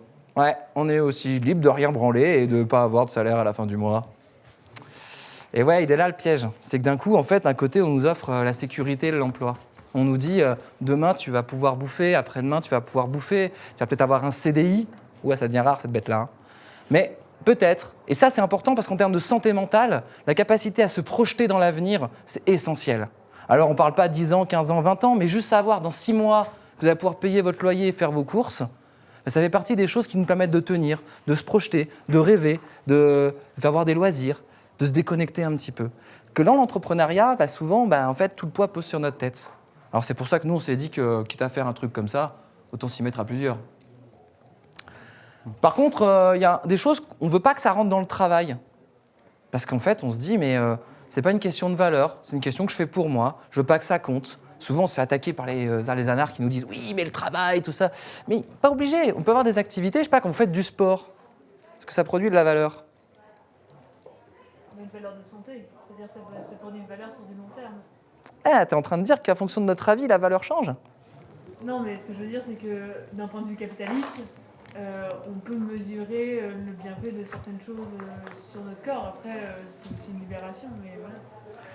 Eh bien, c'est là où on rentre sur le point vraiment politique, c'est qu'en fait, à partir du moment, en fonction de ce que vous faites, de ce que vous le définissez, si vous le faites 80% de votre temps, c'est un travail. Si vous le faites une fois de temps en temps, mais que c'est peut-être une activité. En tous les cas, c'est toujours un choix politique. Le sport à haut niveau, avec les sponsors, ça produit de la valeur. Bah ouais. Tu parles des gros chèques et même des très gros chèques. Donc tu vas bien. Là, ça pose d'autres problèmes en termes de santé. Ouais. Si je branche mon niveau d'appartement à une turbine, Ouais. produit de l'électricité. Ah, tu fais travailler une machine pour toi, mais... Ouais. D'accord. Ouais. La machine, il y a quelqu'un qui l'assemble, il y a du travail à chaque fois. Ouais, il y a du travail à chaque fois, il y a du travail en amont. Hein ? Oui. Et justement, il y en a toujours, mais de moins en moins, parce que la machine prend les différentes parties. Et c'est bien, maintenant, on va tous être ubérisés bientôt, ça va être trop cool. Mais il y a même des sports qui sont pratiqués à haut niveau, mais qui ne sont pas considérés comme des sports olympiques. Et du coup, il y a des grands athlètes qui sont obligés d'aller taffer la semaine et d'aller en compétition le week-end. Voilà. Et oui, je te demande à ce moment-là, mais du coup, qu'est-ce qu'ils en pensent, eux ? À quel moment ils peuvent décider ce qui vaut et ce qui ne vaut pas ? À quel moment ils ont ce pouvoir-là ? Et comment on peut l'avoir, ce pouvoir, de décider ce qui vaut et ce qui ne vaut pas ? Comment on peut l'avoir, ce pouvoir ? Avec ton bilan comptable, tu sais si t'es rentable ou pas. Ça peut aider, mais avant. Comment est-ce que collectivement on peut se doter du pouvoir de définir ce qui a de la valeur ou pas ? Comment est-ce que collectivement on peut décider que le travail que ma mère fait quand elle va faire des ménages chez des gens, ça vaut plus que Bernard Arnault qui, globalement, on ne sait pas trop ce qu'il fait. Hein. Les patrons, d'une manière générale, on ne sait pas trop. Ils partent en vacances. Ouais, Claude. Je pense pas avoir la réponse, mais moi ce qui me frappe, c'est que tu dis collectivement, parce que justement, c'est pas collectif cette décision, et ça nécessite, si on veut décider ça collectivement, il faut changer la manière dont c'est organisé, et moi je pense qu'il faut socialiser les moyens de production et faire en sorte que Ah. décider ensemble et que du coup chacun ait la possibilité de donner son avis. Eh ben, c'est une partie de la réponse que nous propose Frio et qu'on est assez heureux de partager ou de porter. C'est cette idée que, ouais, va falloir qu'on socialise les moyens de production. Ça veut dire qu'on se mette à plusieurs à redéfinir ce qui vaut et ce qui ne vaut pas et s'autoriser à. Et ça, c'est très compliqué parce qu'on nous a appris. On nous a appris à ne pas savoir ce qu'on vaut, à se désestimer. Vous avez vu tout ce qu'on a dit tout à l'heure avec l'emploi, la précarité, les premières expériences, l'école. Tout ça, ça nous donne une image de nous. On ne sait pas définir, on ne veut même plus définir notre valeur. La plupart des gens, quand ils ne peuvent pas devenir entrepreneurs, me disent « Mais tu comprends, moi, je ne saurais pas dire ce que je vaux. » Il y a des gens qui considèrent comme une insulte pour leur militantisme de gagner de l'argent avec. Cette notion de valeur, elle est essentielle et cette question de la socialisation des moyens de production, c'est une des pistes qu'on a pensées pour essayer à se réapproprier les différents outils. Mais, ouais, vas-y. On peut aussi décider de déplacer le curseur d'une valeur financière à un facteur d'épanouissement personnel et collectif. Ou écologique. Prenons un exemple. Est-ce que vous connaissez la Scopti à Gémenos? Vous entendez en parler? Historiquement, c'est parti du groupe Elephant, Unilever, et ils ont décidé que l'usine n'était plus rentable. Donc, ils ont décidé de fermer l'usine. Et les ouvriers, ils se sont mis en colère, ils se sont dit, mais attends, c'est notre usine, c'est notre outil de travail, c'est nous qui bossons. Mais en fait, de quel droit ils peuvent dire que notre usine, elle est plus rentable? On travaille toujours, on produit du thé, les gens achètent notre thé, donc en fait, notre travail est légitime.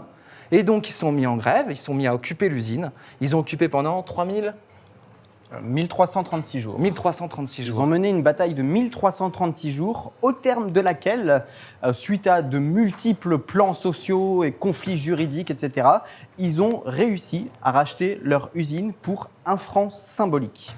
Ils ont bataillé, ils ont perdu beaucoup de monde sur la route, mais ils ont fini par racheter leur usine.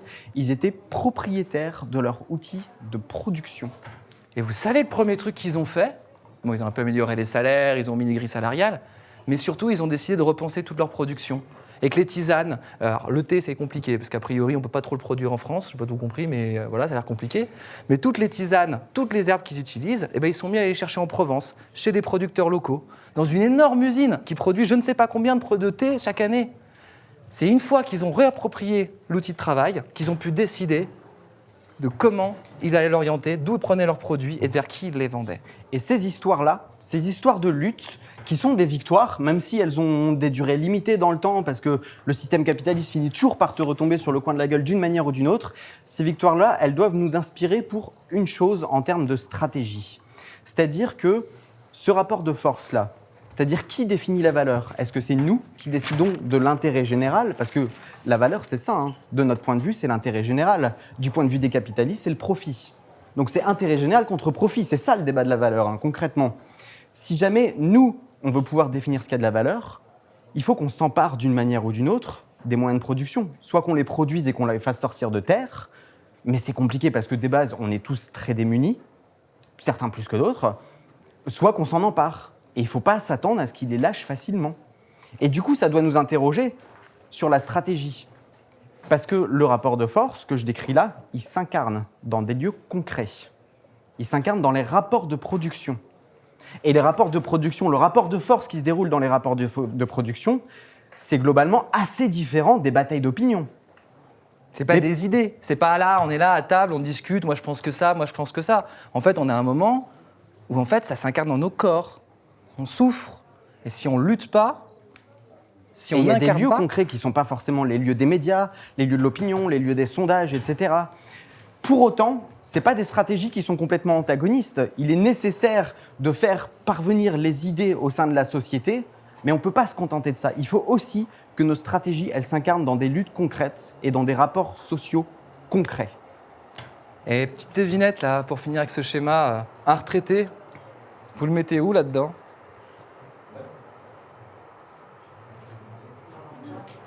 En EHPAD.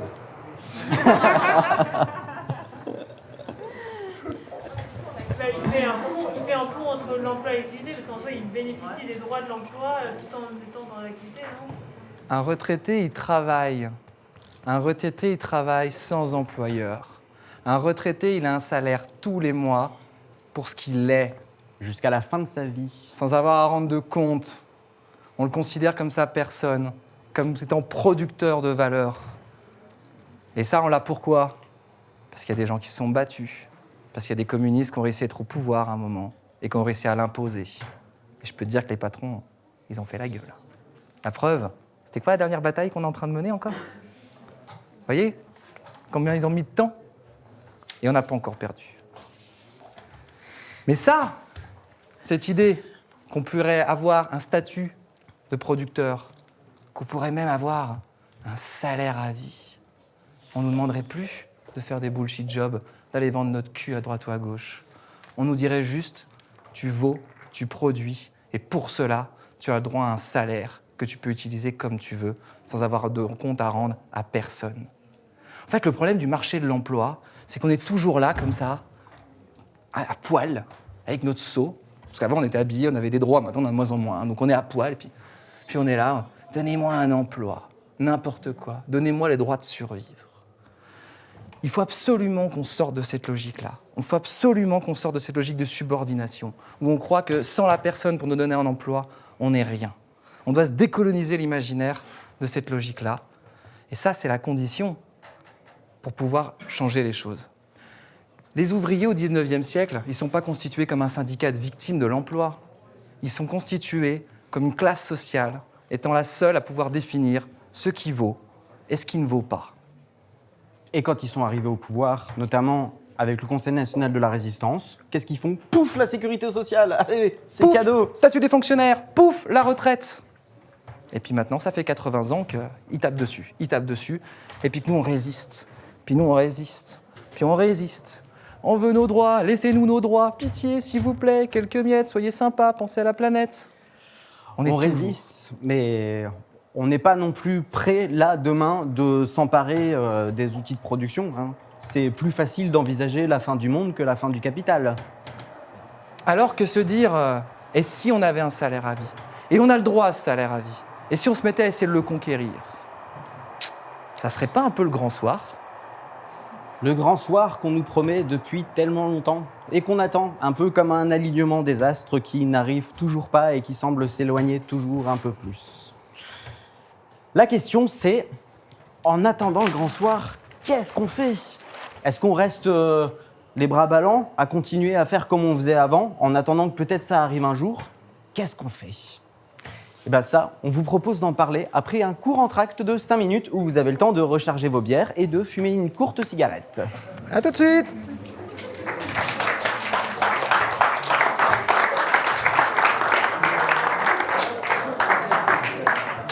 Allez, on y retourne.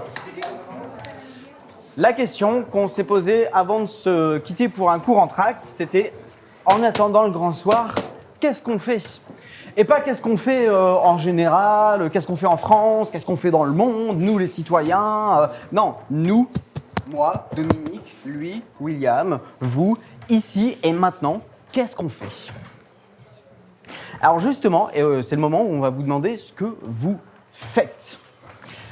Et plus précisément, on va vous demander, toujours selon un axe, parce qu'on adore les axes, de vous placer en disant que la chose que vous définissez comme votre activité principale, alors que ce soit un emploi, un travail ou une activité, la chose par laquelle vous vous définissez le plus dans ce que vous faites, si vous estimez que cette chose-là, elle n'a aucun potentiel de transformer la société telle que vous voudriez qu'elle soit, plus juste, plus environnementalement soutenable, etc., vous allez vous placer plutôt par là. Si jamais, au contraire, vous estimez que l'activité que vous faites, elle vous permet radicalement de transformer la société en profondeur telle que vous voudriez qu'elle soit, vous allez vous mettre plutôt par là. Et il y a tout l'espace entre deux qui est disponible selon où est-ce que vous vous situez. Donc là-bas, vous voyez pas comment est-ce que vous pourriez changer le monde avec ce que vous faites. Et là-bas, bah ouais, si, carrément. Et vous si êtes dedans. Et si tout le monde faisait comme moi, la société serait changée, quoi. Par contre, avancez un peu pour les caméras, s'il vous plaît, vous planquez pas. En fait, si notre activité... Enfin, par exemple, là, c'est l'été. Ouais. L'activité, elle est un peu temporaire. Non, c'est plutôt globalement. Toi, t'es étudiante. Ouais. Voilà. Et bah du coup, tu dois choisir. C'est quoi qui honnêtement, objectivement, pour toi, qu'est-ce qui t'occupe le plus ? Si tu devais prendre ton temps, qu'est-ce qui t'occupe le plus dans ta vie ? Alors, Et ben voilà, du coup, Je vois que si t'estimes que c'est je vois que ça permet de discute un peu transformer la entre société, les c'est gens. là-bas. Sachez que d'ici quelques instants, je vais descendre parmi vous et qu'on va en causer.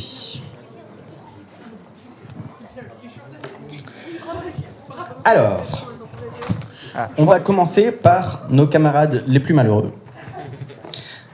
Est-ce que des personnes qui sont plutôt situées dans ce camp-là veulent bien nous raconter en quoi consiste leur activité principale et pourquoi est-ce que, selon vous, ça ne permet pas de changer le monde tel que vous voudriez qu'il soit?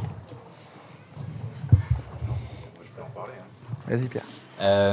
Moi, je bosse sur un robot pour faire de la cardiologie. Donc c'est très intéressant et épanouissant d'un point de vue personnel. Je suis un technicien, c'est très bien. D'un point de vue technique, c'est génial. Par contre, pour faire évoluer le monde, ça va équiper quelques hôpitaux qui auront beaucoup de sous, ce sera de l'argent public, ce sera... Alors, on discrimine pas les gens qui passent sous le robot, heureusement, mais ça fait pas de mal directement. Je bosse pas pour Total, mais ça aide pas grand-chose. Ok. Et qu'est-ce qui, dans ton taf, parce que c'est un emploi du coup, qu'est-ce qui dans ton emploi t'empêche de faire en sorte que cette activité puisse être beaucoup plus bénéfique pour la société? Là, je crois que c'est fondamental, en fait. L'objectif de l'entreprise, c'est de faire ce robot. Et si je considère que ce robot n'est pas utile à la société, oui. Après, utile au grand soir et à la cause écologiste et machin, pas du tout. Qui est ce qui m'importe, moi, personnellement. Ok, et du coup, c'est un travail. Est-ce que tu considérais que pourtant, dans ce travail, tu peux avoir des marges de manœuvre, que ce soit en travaillant sur le robot ou peut-être dans le choix des matériaux ou, est-ce que d'une manière ou d'une autre, tu penses que tu peux rendre ça un petit peu plus juste? Subversif? Pas beaucoup. Enfin, là, dans l'immédiat, je vois pas trop, non. Ok. Du coup, effectivement, il y a des formes d'emploi où on est privé de toute forme de manœuvre. On est complètement subordonné et on n'a aucun moyen d'agir. A priori, il n'y en a aucun. On pourrait se questionner, est-ce qu'il n'y a pas, effectivement, dans ces emplois qui sont vraiment...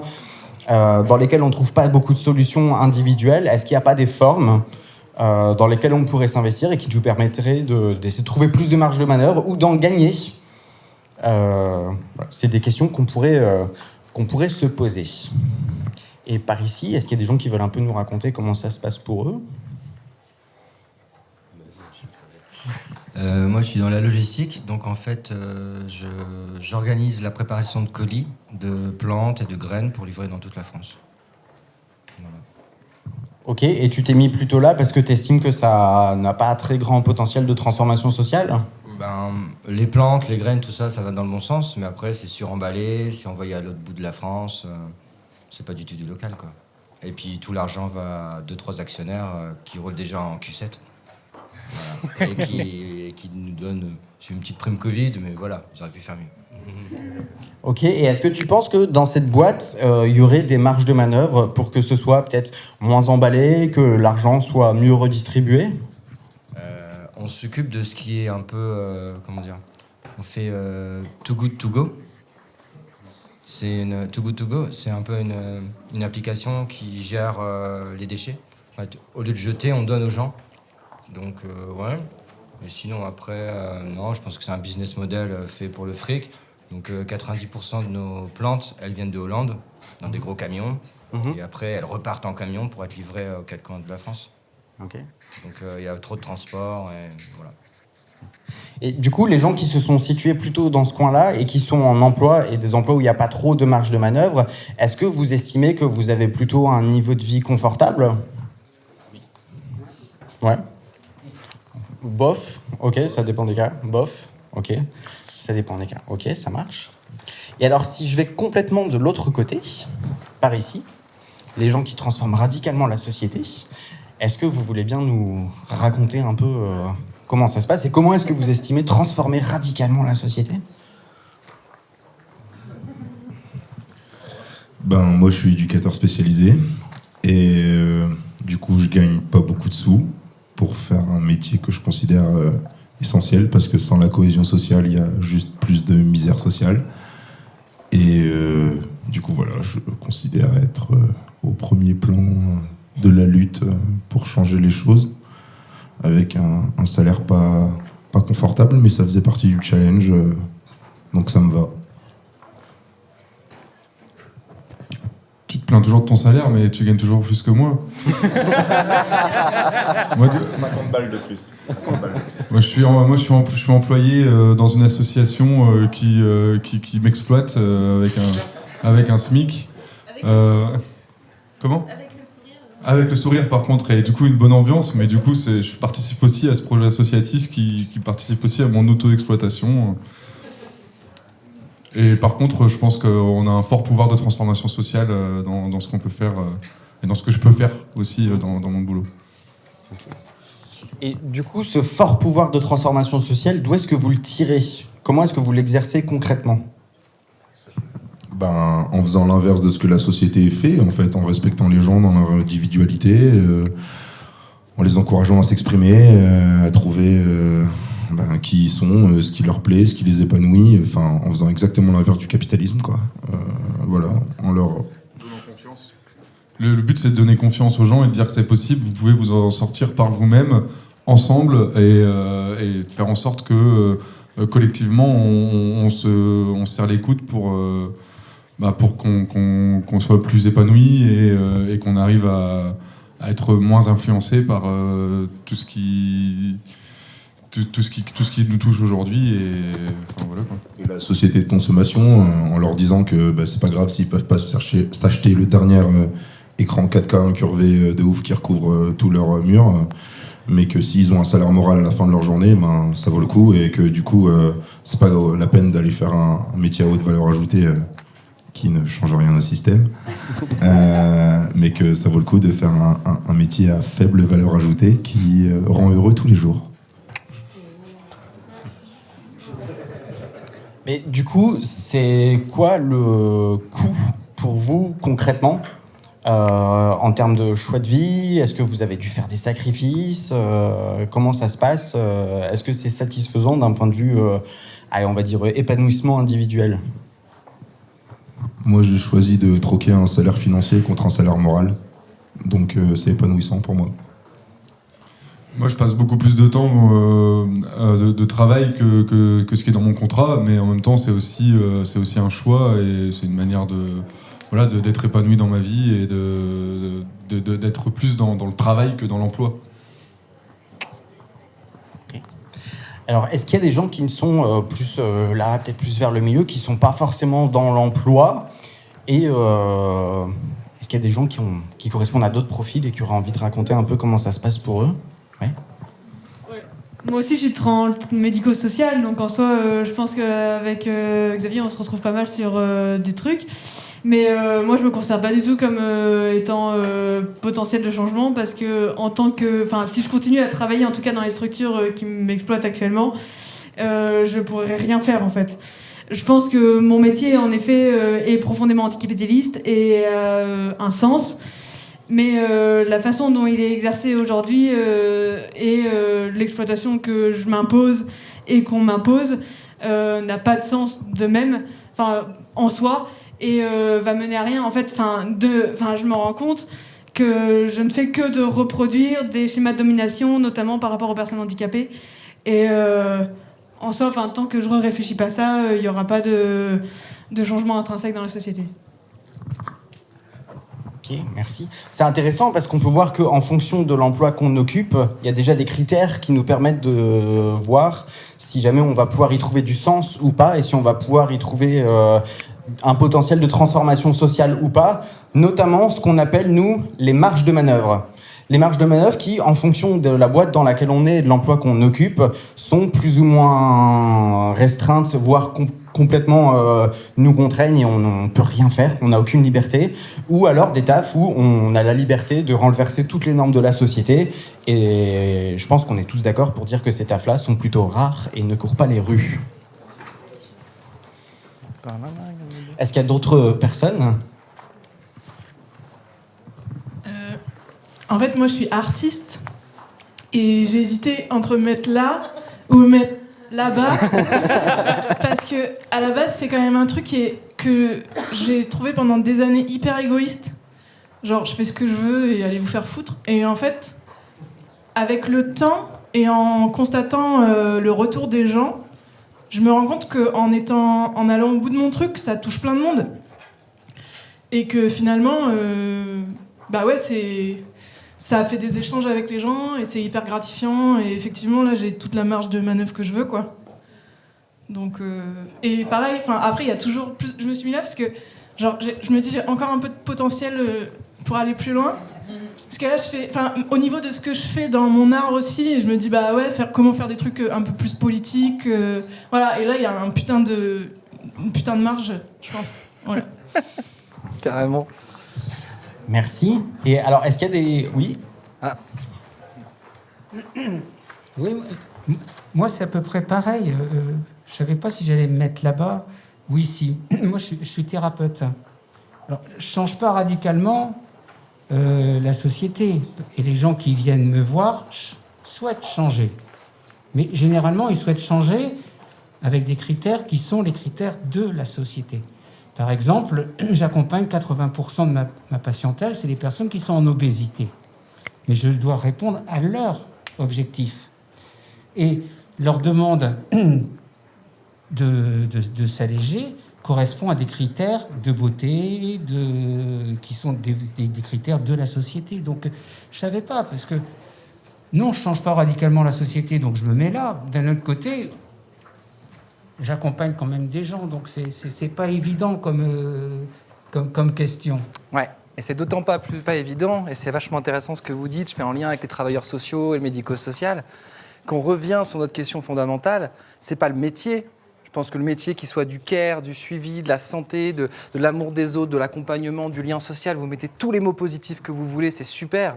Mais tant qu'on ne maîtrise pas ce métier, tant qu'on ne choisit pas ce qu'on fait, tant qu'on est obligé de s'adapter aux contraintes d'une société qui elle-même est inégalitaire et injuste, on fait toujours que du mieux qu'on peut avec des marges de manœuvre plus ou moins réduites. La question, c'est vraiment aussi qu'est-ce qu'on fait dans notre travail. L'exemple de l'artiste, il est excellent pour ça. Moi, il y a plein de gens qui font de l'artistique, mais ils font quoi? Du divertissement. Ils font quoi? Ils partagent un récit qui est celui de l'histoire, qui a des grands hommes, qui a des héros, que machin. Alors en fait, ils sont coupables, et peut-être qu'ils sont même dans l'autre côté, même qu'ils reproduisent. Et puis d'autres qui essayent de faire du politique, du subversif, des choses comme ça, mais alors là, bizarrement, on les fait pas tourner, on leur donne pas de cachet, on leur donne pas de place. Le coût est pas le même en fonction du métier. Et il y a une grosse variable sur ça. La question du métier, elle est hyper importante pour nous et c'est pour ça que nous, on se définit comme artisan. Parce que l'artisan, c'est quelqu'un qui possède l'ensemble de la maîtrise de son métier. C'est-à-dire qu'il sait ses outils, voire il fabrique ses outils, il sait pourquoi est-ce qu'il fabrique, avec quoi est-ce qu'il fabrique, quel que soit son métier, qu'il soit plombier, artiste ou qui fabrique de l'éducation comme nous, on sait concrètement comment on le fait, pourquoi on le fait et on a le pouvoir de décider de tout ça. Et du coup, nous, ce qu'on a envie de dire aujourd'hui notamment, c'est qu'il faut qu'on revendique ça. Il faut qu'on revendique nos métiers. Et que quand on est dans l'emploi, il faut qu'on arrive à revendiquer des marges de manœuvre pour pouvoir exercer un métier et plus un poste. Comme pour la valeur. C'est notre métier, c'est nous qui le maîtrisons, c'est sur notre corps qu'a les conséquences. Donc c'est à nous de décider et de décider aussi de son degré de radicalité ou d'impact dans la société. Il y a quelque chose là-dessus où à chaque fois on est toujours sur des stratégies souvent individuelles. Et ça aussi pour le coup, il faut qu'on se rende compte que seul dans le désert, j'ai une mauvaise nouvelle, on crève. Je ne sais pas si vous avez vu Into the Wild, à la fin, il meurt. Ouais, sauf si on boit son urine qu'on a mis dans un... Il est mort quand même lui. Ah. Vas-y Claude. Mais moi parce que typiquement, moi je sais pas où je suis. Parce que, je t'en ai parlé un peu tout à l'heure, mais je suis étudiante et en même temps je suis étudiante et en même temps je suis militante et en fait il n'y a rien de ce que je fais qui est rémunéré et en fait je sais pas, parce que tu vois, quand tu es étudiante tu es censée être dans une situation où on te prépare à être employé quelque part. Du coup tu n'es pas censé gagner quelque chose et pourtant tu bosses et tu travailles. Et pareil, le militantisme, moi, je le fais parce qu'en fait, c'est ce qui donne un sens à ma vie, plus que les études, enfin, qui donne quand même un sens à ma vie, mais j'ai besoin des deux. Et en même temps, je ne sais pas trop où me situer parce que c'est compliqué de s'organiser aussi collectivement quand on n'est pas une frange importante de la population et qu'en plus, on est divisé à l'intérieur des gens qui veulent changer leurs conditions. Ben, c'est là où, justement, tu fais très bien la nuance avec ça, la transition et ce que je disais. C'est là où les stratégies collectives sont nécessaires. C'est là où on a besoin d'une conscience pour soi de son appartenance collective. Alors, on parlait de classe sociale tout à l'heure, mais savoir qu'on a un métier, c'est se reconnaître. Vous vous rappelez ce matin, on vous a demandé de vous classer par des statuts. Vous vous êtes retrouvés à un moment, on disait, nous, on est des étudiants. D'un coup, vous aviez une identité collective. Et quand les étudiants ont dit, mais en fait, nous, les étudiants, on travaille. On vaut mieux que ça. On vaut mieux que ça. Qu'est-ce que ça a donné? Des mobilisations, des luttes. Et notamment une revendication qui est ressortie, qui venait d'il y a quelques années, c'est dire, attendez, mais si on travaille en tant qu'étudiant, pourquoi on ne nous paye pas? Et donc, ils ont commencé à demander un salaire étudiant. Et c'est une revendication qui a permis, même si elle n'a pas abouti, de donner une dignité, de redonner une confiance en soi et de dire c'est un travail. Par contre, le problème, c'est les conditions matérielles d'existence. C'est que pour pouvoir faire ça aujourd'hui, je suppose, et je connais un peu, qu'il y a quand même des parents qui t'aident, tu as quand même un parcours qui permet aujourd'hui de faire des études et militer bénévolement. Si tu dois bouffer et que ton seul revenu, c'est ta force de travail, bah, qu'est-ce qui se passe? Bah, quand tu es étudiant, tu vas bosser à McDo, écoute, tu défonces tes études. Le week-end, tu ne vas pas militer parce que tu vas bosser à droite et à gauche pour payer les études. Et du coup, c'est là où la question du salaire, même si des fois, on a l'impression que c'est un peu abstrait, elle est hyper concrète. C'est comment tu bouffes, comment tu payes ton loyer. C'est là où ces questions-là, on peut avoir une gratuité, on peut se dire, moi, je suis dégagé de ces choses matérielles. Ouais, on peut se le dire, mais c'est pas sérieux. Mais tu parlais de la retraite tout à l'heure. Ouais. Un minima, si l'étudiant avait une valeur dans le système, les années d'études seraient calculées dans la retraite. Elle serait calculée dans la retraite, et même pire, elle serait payée. On veut donner une petite bourse que tu devrais négocier, parce qu'il y a une différence entre la solidarité et la charité. Hein. Quand on dit, oh, mais il y a des bourses pour les étudiants. Je ne sais pas si vous avez déjà été au Crous et comment ça se passe. C'est un peu comme à la CAF, quoi. Vous êtes vraiment là, genre, s'il vous plaît, quand même, faites des études, vous avez des dossiers, des machins, puis si vous ne rentrez pas dans les critères, bra, bra, bra. Donc on reste dans la charité. Et là, l'idée, c'est de sortir de ça, d'aller vers une version solidaire, c'est-à-dire de se dire, en fait, je vaux, donc j'ai un salaire. Et le retraité, pour ça, c'est génial. Le retraité, on ne lui demande pas tous les jours, à la fin du mois, il ne va pas pointer où que ce soit et dire à quelqu'un, j'ai fait ci, j'ai fait ça. Non, elle est calculée et il a son salaire. Du coup, c'est pour ça qu'on dit salaire à vie, retraite dès 18 ans, quoi. Il y en a qui disent à 50 ans, mais ils ne sont pas assez optimistes. Hein. Ça devrait même, à la naissance, peut-être même. Parce que du coup, un enfant, il produit. Ah, ça pose d'autres questions.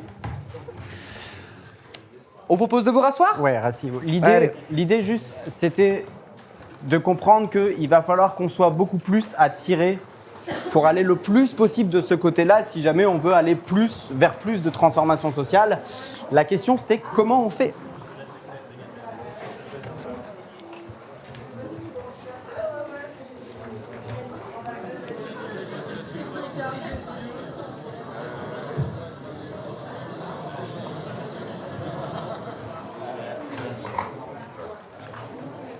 Après, mais c'est plus participatif. C'est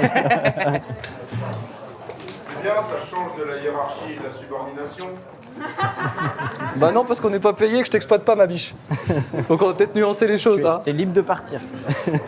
Alors, cette question des conditions matérielles d'existence, elle est hyper importante. Ça nous oblige un petit peu à être un peu plus sympa et un peu plus souple aussi avec les autres. C'est-à-dire que quand on va juger les gens en disant... Ouais, j'ai toujours du mal quand j'ai des écolos qui me disent « Ah, regarde, cette boîte, elle a fermé, elle était ultra polluante. Ah, bah du coup, c'est super !» Bah, tu dis « Ouais, mais les mecs qui bossaient là-dedans, mais c'est pas grave, ils bosseront ailleurs. » Alors non, déjà, mauvaise nouvelle, ils bosseront pas ailleurs. Et puis surtout... Qu'est-ce qu'on fait des gens qui bossent dans les centrales nucléaires? Et puis surtout, c'était leur moyen de gagner leur vie. C'était une chose qui avait rapport à leur dignité. Du coup, on ne peut pas juste balancer comme ça des gens qui ont bossé 20 ans dans un truc qui peut-être est condamnable, éthiquement, moralement, ce que vous voulez, mais vivaient de leur travail. Et donc, du coup, à un moment, on est obligé des fois de faire des stratégies. Et comme on disait tout à l'heure avec Claude sur les étudiants, bah, effectivement, il y en a...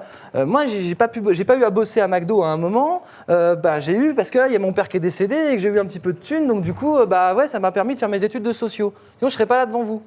Du coup, cette question des conditions matérielles, elle est hyper importante quand on regarde les autres et quand on juge leur trajectoire, leur tactique et ce qu'ils font.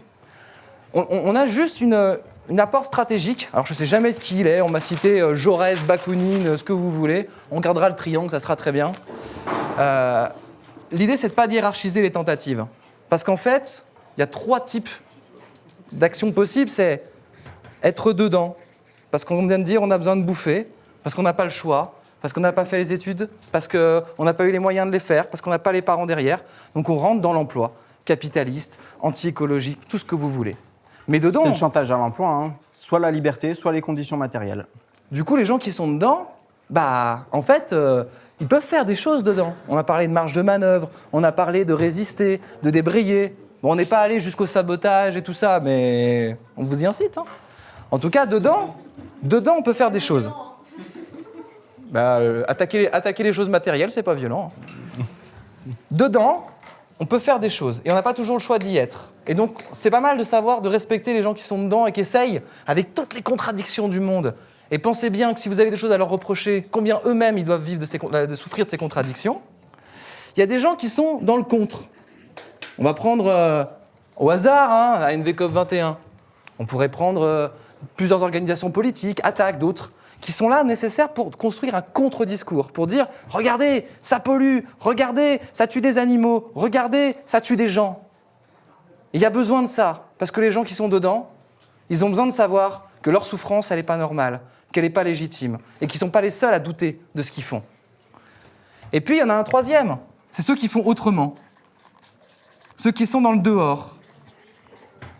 Alors moi, je trouve un exemple assez sympa quand même, c'est, on parlait d'associatif. On pourrait y revenir parce qu'en fait, la subordination dans le monde associatif, vous remplacez le patron par un président, il y a quand même un mec qui signe le chèque, tout ça. Les zadistes.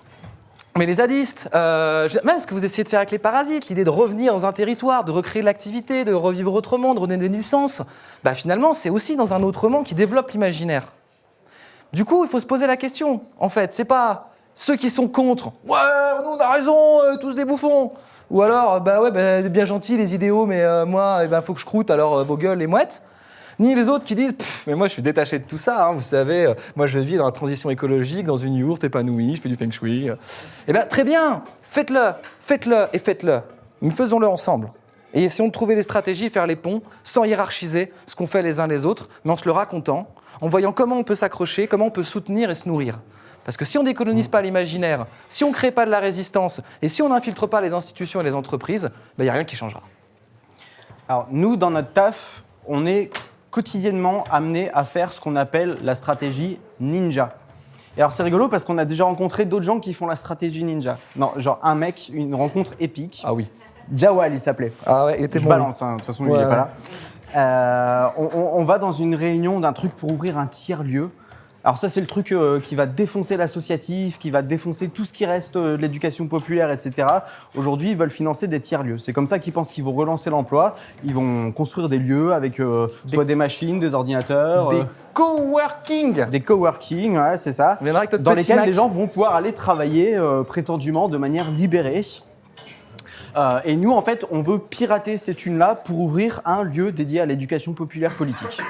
Voilà, pour apprendre aux gens que la société, il faut la changer, que ce qu'ils vivent, c'est pas normal, que leurs colères, elles sont légitimes, qu'ils peuvent monter sur scène pour l'exprimer devant 500 personnes s'ils veulent, et on les aide, et on les forme, etc.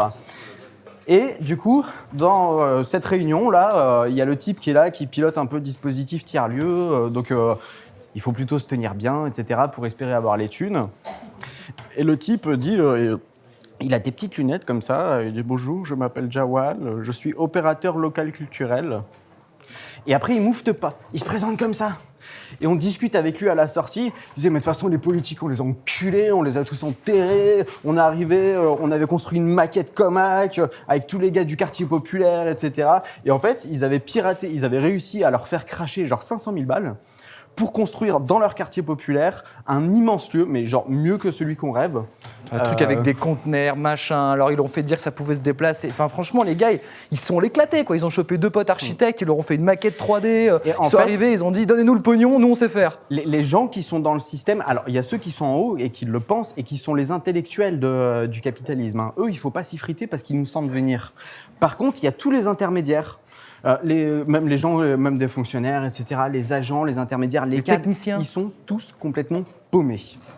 Ils perdent le sens. Ils n'ont aucun sens dans leur taf parce qu'ils se rendent bien compte que c'est absurde tout ce qu'on leur demande de faire, tout ce qu'ils font. Et dès qu'ils voient des gens, des fois un peu comme nous, arriver, ils disent « Ah, un peu de sens dans mon travail !» Oh, des vrais. Et du coup, ils font tout ce qu'ils peuvent pour nous soutenir. Des faux. Et en fait...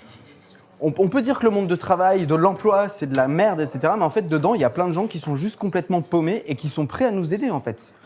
Et c'est vrai dans l'éducation nationale, c'est vrai dans le soin, c'est vrai dans tous les corps de métier. Il y a partout des gens qui trouvent que le monde marche sur la tête et qui sont prêts à filer des coups de main aux gens qui veulent essayer de faire autrement.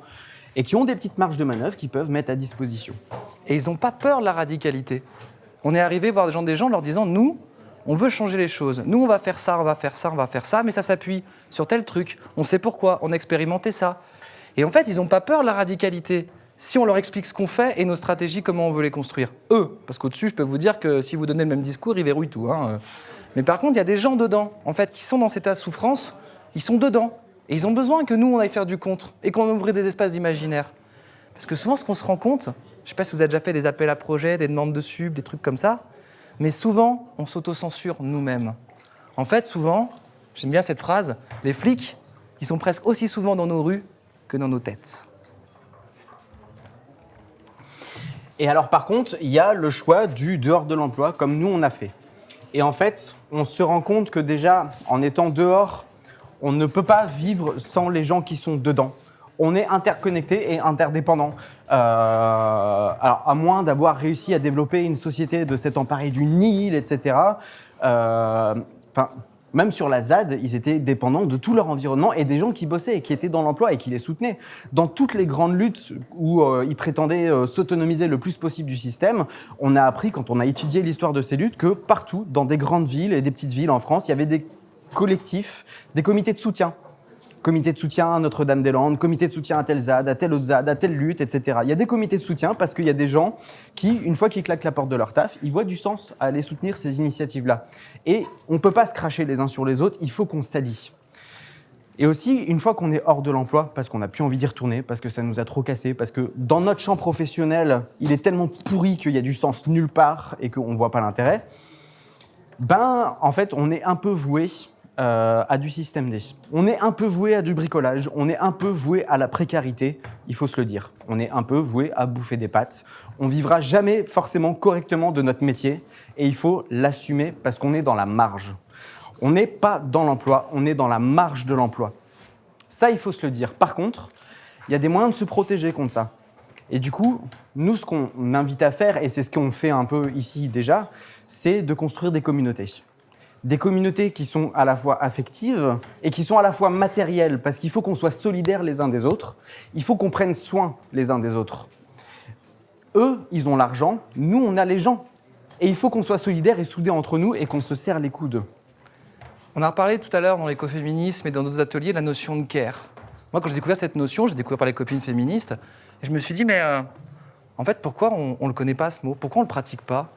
Puis j'ai un pote, il a été en HP, il a travaillé sur la santé mentale. Il fait une conf qui s'appelle « Rassurez-vous, vous êtes suivis ». Et il m'a défoncé, parce qu'il m'a dit, souvent en formation, je disais aux gens, moi je suis pas psy, d'accord? Donc voilà, je peux travailler sur des notions, la souffrance au travail, tout ça, mais il y a un moment où c'est la chose que je sais pas faire. Et il me disait, mais t'es un lâche de faire ça. Parce que la santé mentale, c'est pas à des experts qu'on doit la confier seulement. Alors bien sûr, il y a des cas cliniques, il y a des gens qui ont besoin, mais c'est d'abord avant tout à nous de le mettre en place. À nous de prendre soin des uns et des autres. Alors parler de nos souffrances, de nos doutes, de nos galères. Et vous savez, l'endroit que j'ai trouvé le plus incongru pour faire ça, ça s'appelle le syndicalisme. C'est la première fois où moi, dans ma boîte associative, où là j'en pouvais plus en fait, je dormais plus, on m'a fait asseoir, on m'a dit oui c'est très bien ce que tu fais, mais alors en fait ça s'appelle une grille de souffrance au travail. Et ça, est-ce que ça t'arrive? Le matin tu te lèves, tu penses à ton travail, t'es inquiet pour les dossiers. Le soir quand tu te couches, t'as ça. Tes patrons ils te parlent comme ça. Et on m'a fait suivre toute une liste comme ça et j'ai pu parler de ce que je vivais dans ma tête, dans mes tripes. Maintenant c'est ce que je fais, ce que j'essaie de faire. Du coup, quand on fait du syndicalisme aujourd'hui, ça veut dire ça aussi. Ça veut dire à un moment s'arrêter dans sa boîte, dans son collectif, dans son association, parce que oui, c'est une organisation de travail, de s'arrêter et de dire « Hé, ça va ?» Vous savez, quand on finit cramé parce qu'on a fait des journées de chantier et qu'on s'engueule et que machin, c'est pas normal en vrai. On est en train de souffrir quand on fait ça. Et puis on se pourrit la vie quand on fait ça. Du coup, il y a un moment, cette question de santé, cette question de care, c'est pas un élément de décor, c'est pas juste ah oui, c'est vrai qu'on devrait prendre un peu notre part, nous les mecs. En fait, on doit tous la prendre collectivement et on doit l'instituer. Et c'est la question qui doit venir avant toutes les autres. Parce que si on veut changer le monde, on aura besoin de tout le monde et de prendre soin des uns des autres. Alors du coup, changer le monde, mais dans quelle direction? Qu'est-ce qu'on a envie de construire ensemble? Et ça, c'est un peu le grand problème de notre époque, de notre génération, c'est que quel idéal on a envie de construire? On est, pour la plupart, et encore même pas tout le temps, d'accord pour ce qu'on ne veut plus. Mais qu'est-ce qu'on fait à la place ? Souvent, il y a des gens qui sont un peu sceptiques sur les révolutionnaires, qui disent ouais, ok, tu prends tout le gouvernement, tu les décapites. Vous faites quoi après ? Et souvent, on se trouve con. Ou alors, on leur dit ouais, le communisme, ouais, mais t'as vu l'URSS, etc. Enfin, souvent, on est un peu démunis en réplique. Et en fait, il se trouve que ça fait un moment qu'on n'a plus beaucoup de culture politique. Parce qu'en fait, on n'a plus d'idéologie. On nous a même dit que c'était mal, les idéologies. Alors qu'en fait, non. Les idéologies, c'est des moyens de penser le monde autrement. Comment est-ce qu'on veut construire des alternatives si on ne se donne pas les moyens de penser le monde autrement ? Dans les années 80, Margaret Thatcher, qui était présidente du gouvernement anglais à l'époque, a dit « There is no alternative ». C'est fini, les gars, c'est plié. L'histoire, elle est finie. Le capitalisme, il a gagné. On est dans un monde néolibéral, mondialisé. C'est comme ça et il n'y a plus rien d'autre. C'est comme ça et c'est pas autrement. Et ça, c'est dur. Et en fait, toutes les idéologies se sont cassées la gueule à partir de ce moment-là. Parce que la chute du mur de Berlin, l'Union soviétique, le communisme est enterré avec l'Union soviétique, etc. Il ne reste plus rien en termes d'idéologie. Et on n'est plus que sur des stratégies défensives. On dénonce, on critique, on essaye d'empêcher, on fait des zones à défendre. Des zones à défendre. Et pourquoi pas on fait pas des zones... à conquérir. Des zones à vivre, des zones à conquérir. Des zones à espérer, des zones à désirer. Non, on compte les coups, on se défend. Regardez nos slogans en manif. Franchement, des fois, « Ah, s'il vous plaît, laissez-nous la retraite !» Mais bordel de merde, on devrait revendiquer un statut politique du producteur, un salaire à vie, on devrait marcher sur l'Élysée, je sais pas, faire des trucs qui ont un peu d'ambition, on veut se donner une pauvre date. Je sais quoi, la prochaine, le 12, on va être quelques-uns, on va dire « Ah, pas content, laissez-nous les miettes, s'il vous plaît !» Puis on va rentrer en disant « Il n'y avait personne, c'était nul !» On est toujours dans la défense, on est toujours dans la résistance et on oublie d'aller vers une lutte de conquête, d'émancipation. On a oublié qu'on pouvait tuer les flics dans nos têtes. Quand les communistes sont arrivés au pouvoir en 1945, avec le CNR, ils avaient une idéologie. Ça faisait 100 ans qu'ils a travaillé leur idéologie. Et quand ils sont arrivés et qu'ils ont fait la sécurité sociale, et ce qu'on a rapidement balayé tout à l'heure, c'était le 10e de ce qu'ils avaient envie de faire et de ce que les autres leur ont laissé faire autour. Le 10e. C'est pour ça que, vous avez vu, on arrive vers la fin. Nous, on vous propose 2-3 trucs. En tout cas, des choses que nous, on a éprouvées et qu'on a marqué que ça marchait pour nous, que ça faisait bouger des choses chez les gens qu'on accompagnait, chez les gens avec qui on travaillait. On s'est déjà dit qu'on allait cesser d'incanter. Et commencer à incarner nos projets politiques dans nos organisations et dans nos corps et dans nos vies. Que le care, la santé, l'organisation, le rêve, l'espoir, la radicalité, c'était pas juste des idées, mais qu'on essaie de les pratiquer ici et maintenant, même si les coûts sont très élevés, comme on l'a dit tout à l'heure. On s'est rendu compte qu'en fait, malgré toutes les belles idées, vous savez, on fait des formations, des machins, je crois que j'ai pas mal bassiné de monde avec les PowerPoint et tous les trucs comme ça, parce que arrêtez de vouloir tout dire, arrêtez de vouloir tout transmettre, arrêtez de vouloir tout le temps, tout de suite, maintenant. On n'y arrivera pas. L'important, c'est que les gens se rencontrent et se racontent. Pour se rendre compte qu'on vit les mêmes choses et que ceux qui nous oppriment sont les mêmes. Et qui ne sont pas les mêmes, ils ont des intérêts communs et eux, ils s'entraident, pendant que nous, on se tire dans les pattes. Du coup, cette éducation populaire et politique, on pense que c'est une base. C'est vraiment un des fondements qui permettra, quel que soit l'état où on en est aujourd'hui, de reconstruire du possible, de reconstruire des communautés. On pense qu'il va falloir se raconter tout ça aussi pour transmettre ces histoires. Ce qu'on nous a fait un petit peu là avec des conférences gesticulées, on peut faire d'autres formes, on peut faire des films, on est en train de réfléchir à plein d'autres formes d'art, de transmission, d'écriture pour raconter ça. Raconter que des gens espèrent, des gens doutent, des gens créent et des gens Quand les résistent. histoires seront racontées par les chasseurs... les lapins, ils n'auront pas d'historiens. Du coup, ce qu'on vous propose, finalement, c'est globalement d'essayer ensemble d'augmenter notre puissance d'agir et pas simplement d'avoir des belles valeurs et de se tartiner avec. On pense vraiment qu'il faut mettre les mains dans le cambouis, il faut travailler nos contradictions, même si ça nous gratte et que ça nous fait mal. Il y a des choses qu'on défend parce qu'on est convaincu de ça et qu'on sait que c'est bon pour nous. Et peut-être que, comme vous êtes nos semblables, c'est bon pour vous aussi. On est convaincu qu'il est nécessaire aujourd'hui qu'on se considère tous comme des égaux capables de penser le monde et qui ont tous la même légitimité. Hommes, femmes, noirs, arabes, homosexuels, etc. Tout le monde, on est tous égaux et légitimes à penser un monde tel qu'on voudrait qu'il soit. Et puis pour finir de dévoiler, puisqu'on fait les ninjas avec les institutions, mais pas avec vous, Nous, on n'est pas neutre, vous l'avez compris, et on n'est pas neutre idéologique. Parce que, en fait, on est une hybridation bizarre, on est et communiste et libertaire. Parce qu'on pense que l'égalité sans la liberté, ça vaut pas un pet de cochon. Et franchement, si vous ne pensez pas que les gens sont capables de décider et d'agir ensemble, alors c'est pas la peine de parler de démocratie. Bonne soirée. Merci.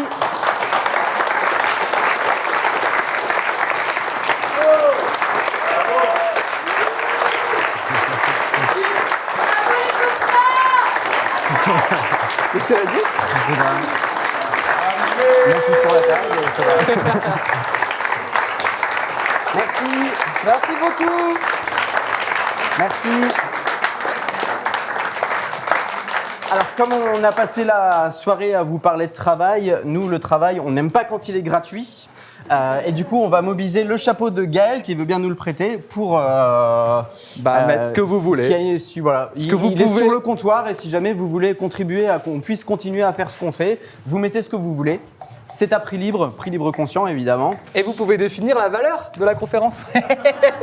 Petit exercice mis en pratique, vous pouvez définir la valeur de cette conf.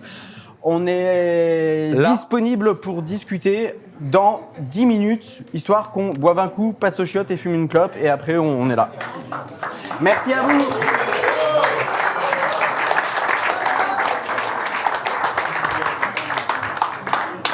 Et on libère le bar, allez!